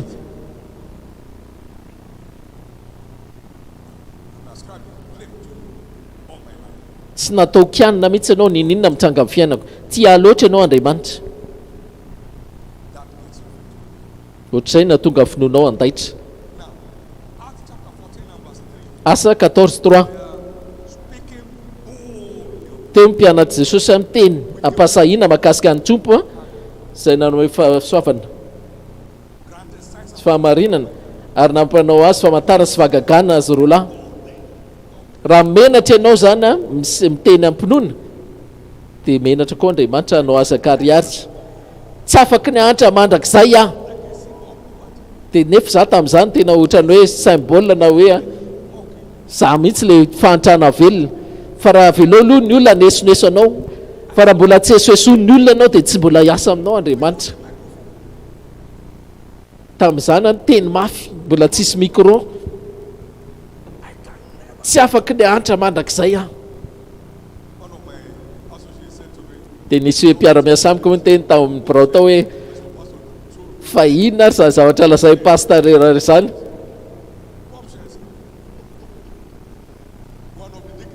nisy dekona ray izay ny teny dadia fa zavatra lazainao zany fa inona no manao amin'izany dia tsy anakarena ve aza miditra amin'izany resaka zany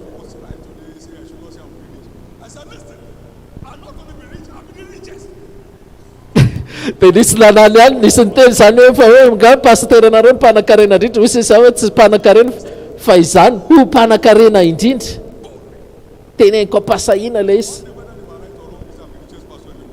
dia avy eo nisy tendra hoe za mipastera mpanakarena indrindra maneran-tany tsy fantatry zareo tena marina tsy azon'le tiako lazaina tsisy mahalaza tsisy natakatra ny zavatra lazaiko tamin'izany tahina araka ny haren'ny voninahiny ao amin'i Kristy Jesosy ainao koa ny lanjazay teny zay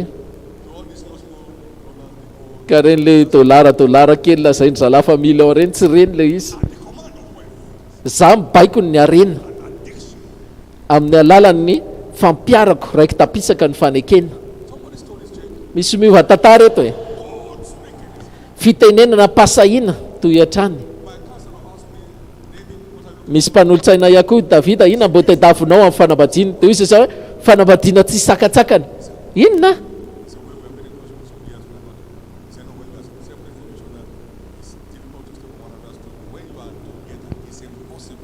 rehefa tafaraka ane nareo tsy hay atao zany tsisy olan'olana zany toy izy sao tsopoka zaky tsy eo anatin'izany fa maninona ny araka aminareo amin'izany dia nijereny tsara indray aho voalohany aloha za tsy jambo faharoa za koa tsy ratsy fanahy ena re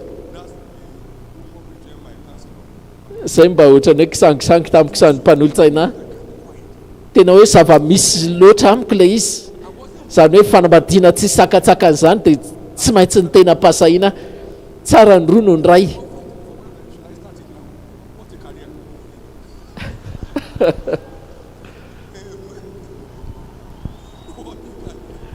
Ro tsara ny rono ny ray izy tena asa tsara le izy. Ka ho an'ireo lehilahy izay hiditra amin'ny fanambadiana mandana misoratra anarana hoeny ary mejiva tsara ho amin'ny profit zany fa tsy ho amina fatiatoka.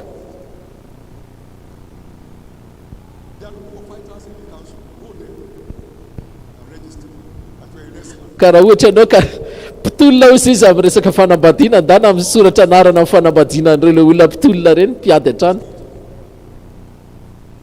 Fitenenana mpasahina ozy iza hoe rehefa misy devola amina milara ary tsy afaka resy aho dia fantatro tsara izay lazaiko satria miara-mipetraka amin'i Jesosy any amin'ny toerana avo a ambony lavitra no fanapahana rehetra ka ny devoly rehetra aty ambany. Ny sasany teny hoe aza mitentena zany tentena zany enjehana ka mipozinao tsy ino ohatra ny olona azo enjehana satanako azo enjehana tamin'izay mbola nitomba.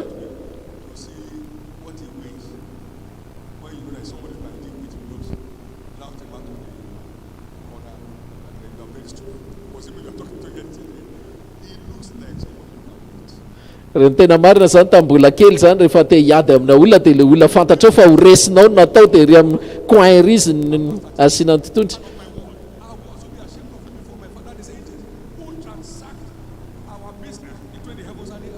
Izay manao fanakalosana zany amin'ny lanitra sy ny tany tapitra treo zay ka ninona zavatra hiasanao amin'ny sehatra finoana io tsy rera nefa fa nisan'ny zava-dehibe ny finoana dia azo antoka aloha fa amokatra ianao ka manomboka izao aza menatra tsony ny amin'ny tenin'Andriamanitra ambarao pasahina mety teniny olona hoe miseho mirehare koa ianao fa aleonao mba hirehareny amin'ny tompo aoka ianao hirehareny amin'ny tony zay lazain'Andriamanitra momba inoko loatra izy ary sahako mitena zany mampahabe maso afaka menareo afaka manesonesonareo fa zany ny raharanareo fa Andriamanitra kosa voafatotra atanteraka zay rehetra lazaiko ampasahina ka aoka ireo rehetra zay mino an'Andriamanitra amin'ny ateraka ny kibo sahi ianao mitena hoe devoly vity zay ry devoly raha ohatra mifandraranao efa mandadilady dia sahi mihitsy ianao mitena hoe ambaratonga vaovao rehefa samy teny mpahasahina ianao akariary dia vonin'Andriamanitra tanteraka sy tangana amin'ny tongotrao dia ahafantanana mafy an'Andriamanitra. Alleluia. Asandrato ny tananao roa ary isaoran'Andriamanitra ny oalina ny amin'ny vatifisaka ny fanekena amin'ny finoana izay menanao androany alina dia raha ho izy mihoasa voninahitra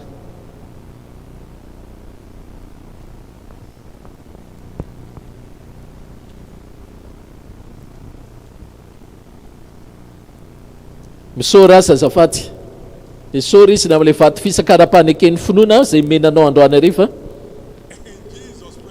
amin'ny nara-tsarobe Jesosy enao ity rehefa nandre le vavolombelona dia manontany tena hoe ahoana koa ary ty vehivavy mananjanaka be dehibe ohatrany hoe tsisy ameonao sisa azafady le taratasy zay nanoratana le vavolombelona iosa hoe ndana mihitsy aloha te dafy le olona dia avy eo nentina teto arinako le olona tena marina inona le marina lazamoa tamin'ny 21 passé izy zany zay vao nazo inona lazay le sisi teo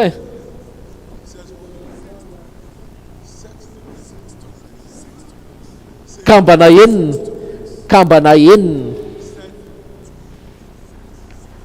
enina rola sy efatra vavy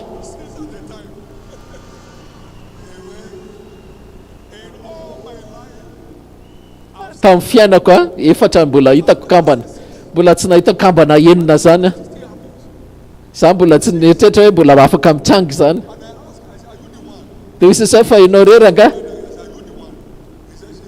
izy asa mihitsy le olona teraka kambana eniny ohatrany tsy poziny le izy a ahoana koa vatana kely le ramatoa iny hitondra zaza kely anakeniny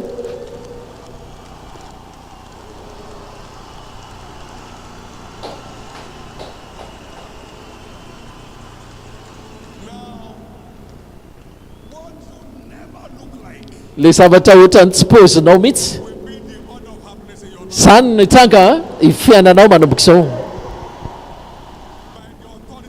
amin'ny alala fahefan'ny finoana ny zavatra tsy afaka saintsain'ny olona hitranga amin'ny fiainanao zany no hitranga aminao rehefa miala eto ianao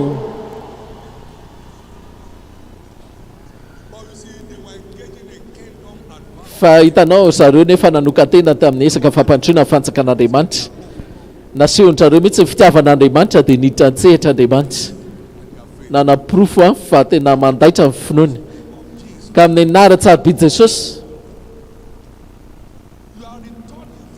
miala eto amin'ity tendrombohitra ity ianao a olona hafa mihitsy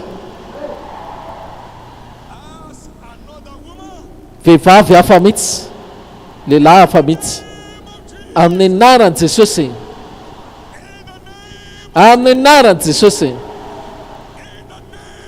amin'ny anaran'i Jesosy amin'ny anaran'i Jesosy asandrato tananao roa ary akalazao Andriamanitra ny amin'ny fahazavana zay tonga taminao indray anio alina alebiazo Andriamanitra ny amin'ny fahazavana zay nomenanao akalazao Andriamanitra ny amin'izay fahazavana nomenanao indray anio alina zay akalazao izy tsika rehetra isôry izy a tsisy zavatra mazi zany amin'ny finoana fa ny fanitsitena ara-panekena ihany mahatonga azy andaitra ka isôry izy isôry Andriamanitra isôry izy ary isôry izy a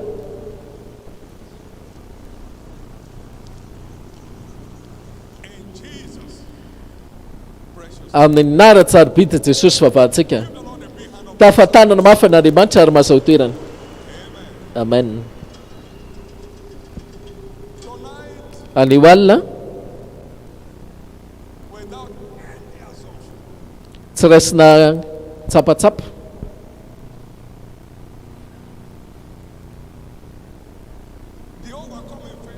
ilay finoana mandresy a tsisy kianina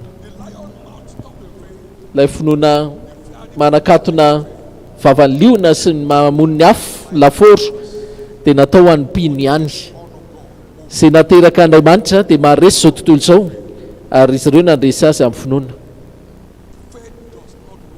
ny finoana zany tsy mandaitra ho an'ny olona tsy mpino aza raisina mandeha ho azy zany famonjeny zany a fa ataovy tsapanao hiainanao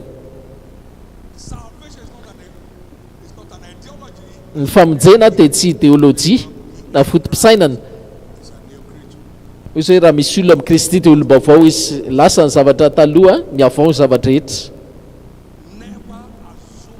aza raisina kitotoana hoe mandeha ho azy aza atao hoe ny dadako ane ny lehibe an'ny pentekostiste maneran-tany a fa mifantanina dia vovonjy ve nao tianao a ny finoanao andaitra araka fahagagana araka ny resantsika teo tianao koa ve ny andany a mandrakizay miaraka amin'ny Kristy rehefa vitanao ny dianao eto tany miverena raha atoloran'i Jesosy ny fiainanao miresaka ny olona rehetra manera zao tontolo zao a ianao matsy mahalala ny fiainanao a mety amin'ny televizion na amin'ny telefona ianao mijery zao fandaran'izao na iza naiza hoy zay 1 Jean 5:4 zay rehetra nateraka Andriamanitra izy dia maharesy zao tontolo zao ary zao fandresena ahatonga atsika dia ny finoana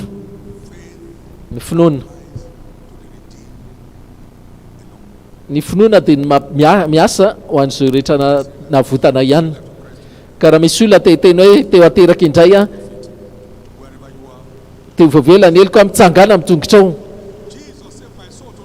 raha ozanao jesosy vonjeo fianako tsangana mitongotrao azafady jesosy sasao amin'ny ranao a tsangana mitongotrao koa rainao zay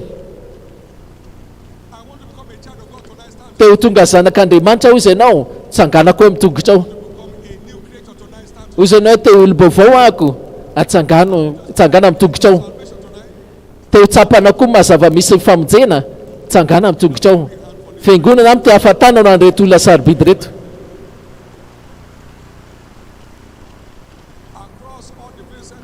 maneran-tany a zay mijery amin'ny fandaharana asavy makety aloha izy raha misy olona koa hoe an'olo tena andre mandeha efa niala tamin'ny lala marina ankehitriny misokatra amin'ny maso fatakariko a nandeha lavitra ny loatra ny Andriamanitra zao kosa te hiverina aminy tsangana mitongotrao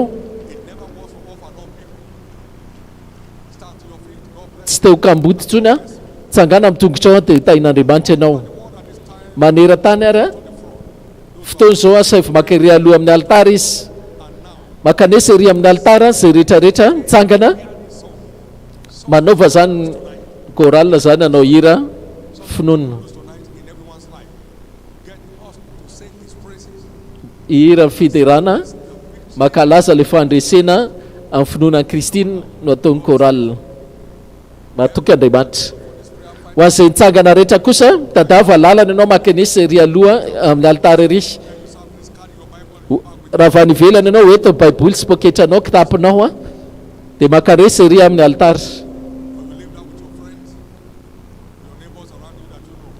raha fantatrao fa namanao a eo akaikinao a sy sisa asavy makeny aloha izy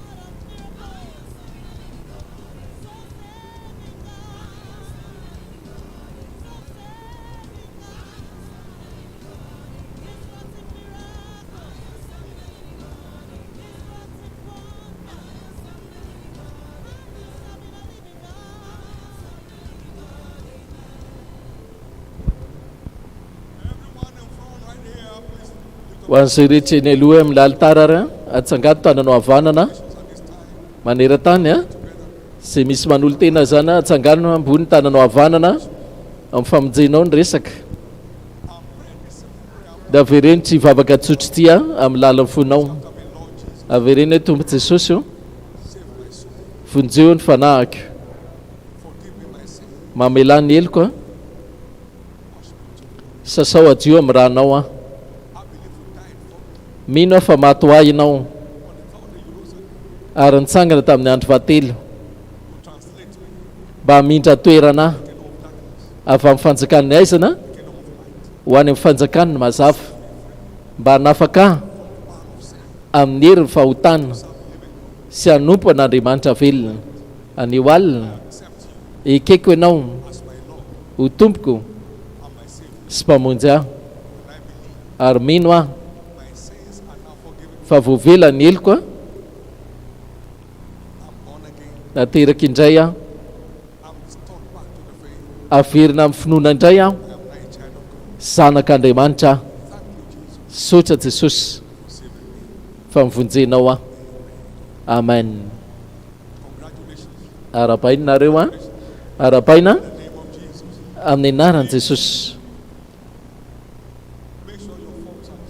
Tova azo antsika hoe fenona ny taratasy a mahakasika mombamomba anao a dia avereno zany a dia anampy a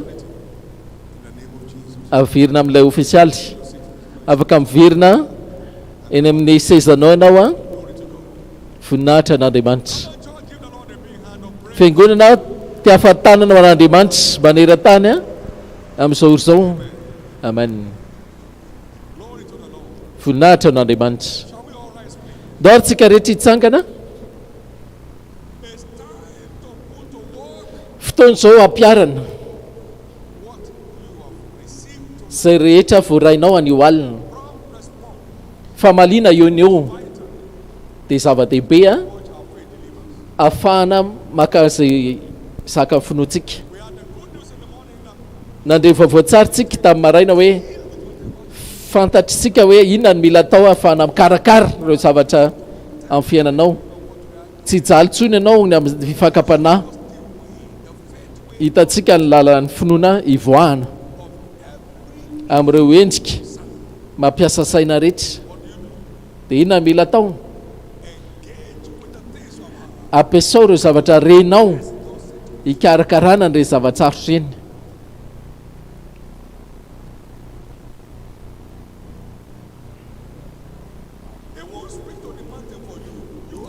Tsy izy ny teny amin'ny tendrombohitra hiala eo anoloanao fa tsika senao no hitena ny tendrombohitra io. Ozy hoe raha hitena ny tendrombohitra ny olanao io ianao mialahy ary tsy hanahanao amponao fa ino zay rehetra lazainao dia ho hitanao izy sisa ho azonao zay rehetra lazainao ka ninona solo tena olana rehetra amin'ny fiainanao te hitena ianao mialahy atao voaka anao ry satana tsy anao ny eto tsy eto ianao tsy eto ny toeranao tonga dia vantano mihitsy le tendrombohitra mampiasa sainanao ampy zay Jesosy efa nandio vidiny rehetra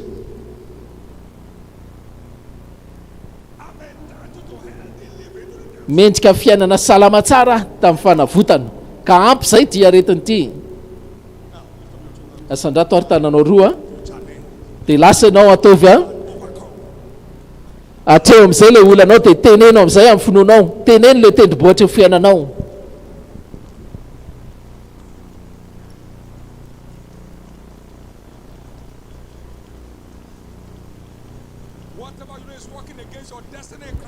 Zay rehetra manohitra ny lalanao amin'ny anjara voatendronao amin'ny Kristy a karakarao zany hivantano izy zay manohitra ireo lovanao rehetra amin'ny Kristy vantano zany zao teneno le tendrombohitra miala amin'ny lalaka ianao ry tendrombohitra miala amin'ny lalaka ianao amin'ny anaran'i Jesosy miala amin'ny lalaka ianao amin'ny anaran'i Jesosy Kristy.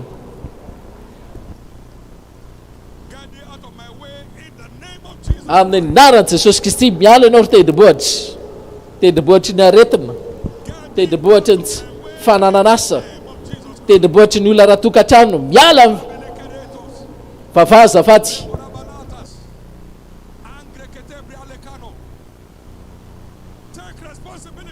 raiso ny andraikitrao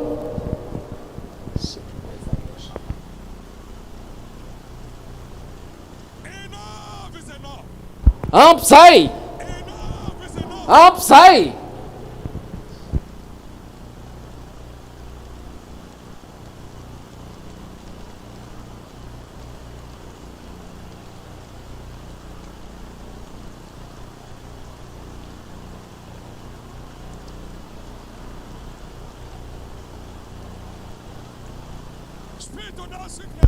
teneny le aretina sorofy avatanao, miala vatako anao.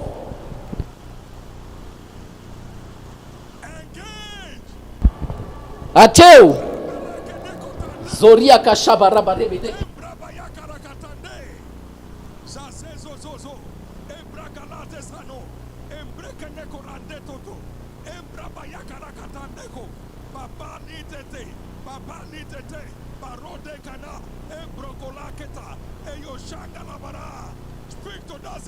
teneny le toe-java-tsarotra, teneny masonao mba hisokatra, teneny sofinao mba hisokatra, teneny io aretina mahafaty io, miala vatako anao. Ia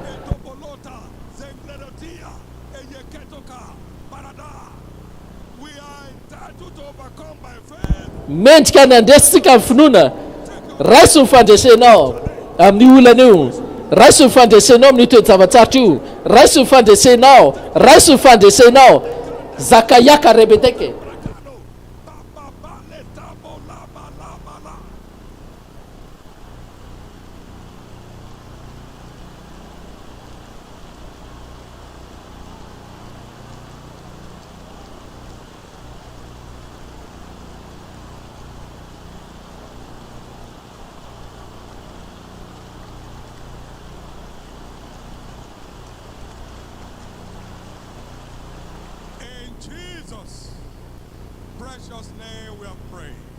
amin'ny nara tsarobidy Jesosy vavahantsika. Le bokyny lan'ny finoana mahakasika ny finoana zany mampafantatra atsika reo fototra ny amin'ny finoana. Andriamanitra tsy hiteny ho an'ny tendromboatritsika fa atsika senao tsy maintsy mivantana amin'ny tendromboatritsika. Ka raha velona finoanao dia mangataka ianao a fanelana an'Andriamanitra, dia enao no mivantana amin'ilay raharahanao a, dia enao no baiko azy. Andraikitsika zany ny tena ny tendrombohitra ny fiainantsika. Miala amin'ny lalaka anao ry tendrombohitra, miala amin'ny lalaka anao ry tendrombohitra ny olanao rehetra, ny tendrombohitra ny fandotona, ny tendrombohitra ny fandotona ara-panahy, tendrombohitra ny aretina sy ny rofy, miala amin'ny lalako zany. Tonga dia hivantany le toe-javatra, lavy mananao amponao, araiso ny fandresenao. Zekataria babataka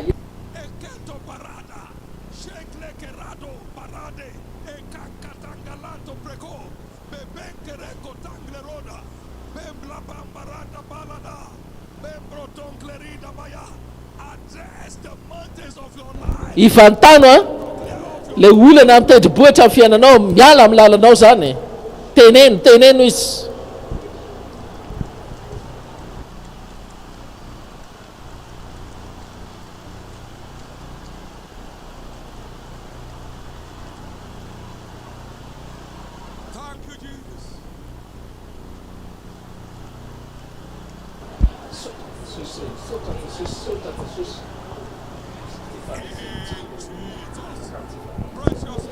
Amin'ny nara tsarobidy Jesosy vavahantsika.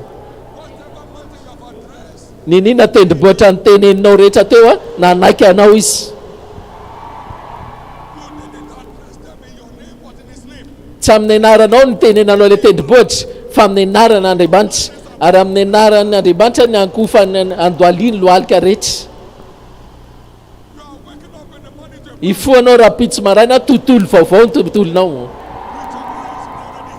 Ary masonao efa sitrana sady ny sofinao dia misokatra mandre tsara, ny fonao midoboka tsara ara-dalàna tsara, ny voanao, ny fonao sy ny rehetra ny tôlanao, ny tsokanao mikoriana mandeha tsara doly.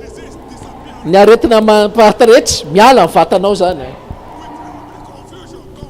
Reo rehetra fahaverezan-kevitra lasa tanteraka, fakivina tamin'ny fiainanao niala zany. Zany tokoa ny nitsanganao araka ny fatra ny finoanao amin'ny anaran'i Jesosy. Izy Jesosy mino va ianao fa mahay manao zany a, dia Jesosy tongava aminao araka ny finoanao, ary fa tsy araka ny finoko fa araka finoanao iny ara lazaiko didiko izy araka finoanao zany izy hoe ho tanteraka aminao zany araka finoanao didiko fa ho tanteraka aminao araka finoanao didiko araka finoanao ane zany sandraty tananao roa dia isaora Andriamanitra.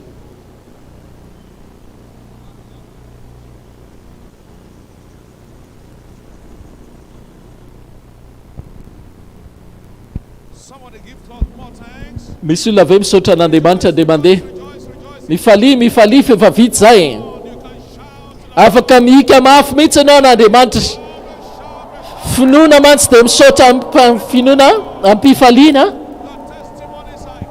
efa eto ny vavolobelonao mifalia fa efa eto ny fahagaganao mifalia fa efa eo le fahagaganao mifalia fa efa eto le vavolobelonao alefa ndotsika kalaza azy ndotsika ifaly eo aminy isaorany Andriamanitra isaorany Andriamanitra amin'ny anaran'i Jesosy lazao ary ny eo akaikinao hoe tsy ela dia andre vavolobeloko ianao hoe teneny izy hoe tsy ela dia andre vavolobeloko ianao hoe saotra raitsy toa amin'ny anara mahagaga an'i Jesosy zay nisoratsika rapitso andro fahatelo amin'ity Shiloh 12 so arivo ty miomana ho an'ny zavatra lehibe lavitra mbola ho ataon'Andriamanitra amin'ny anara tsarabe Jesosy tsy hofirano ara ny eo akaikinao amin'ny fitsahin'Andriamanitra eny tokoa fahasoavan'Andriamanitra sy famindrapo anaraka anao amin'ny andro rehetra iainanao toetra ohatran'ny Jehova ianao mandrakizay amen. Shiloh 12 so arivo lalambe ara-panekena ara-pao koa ny eo akaikinao rehefa miala ianao vololona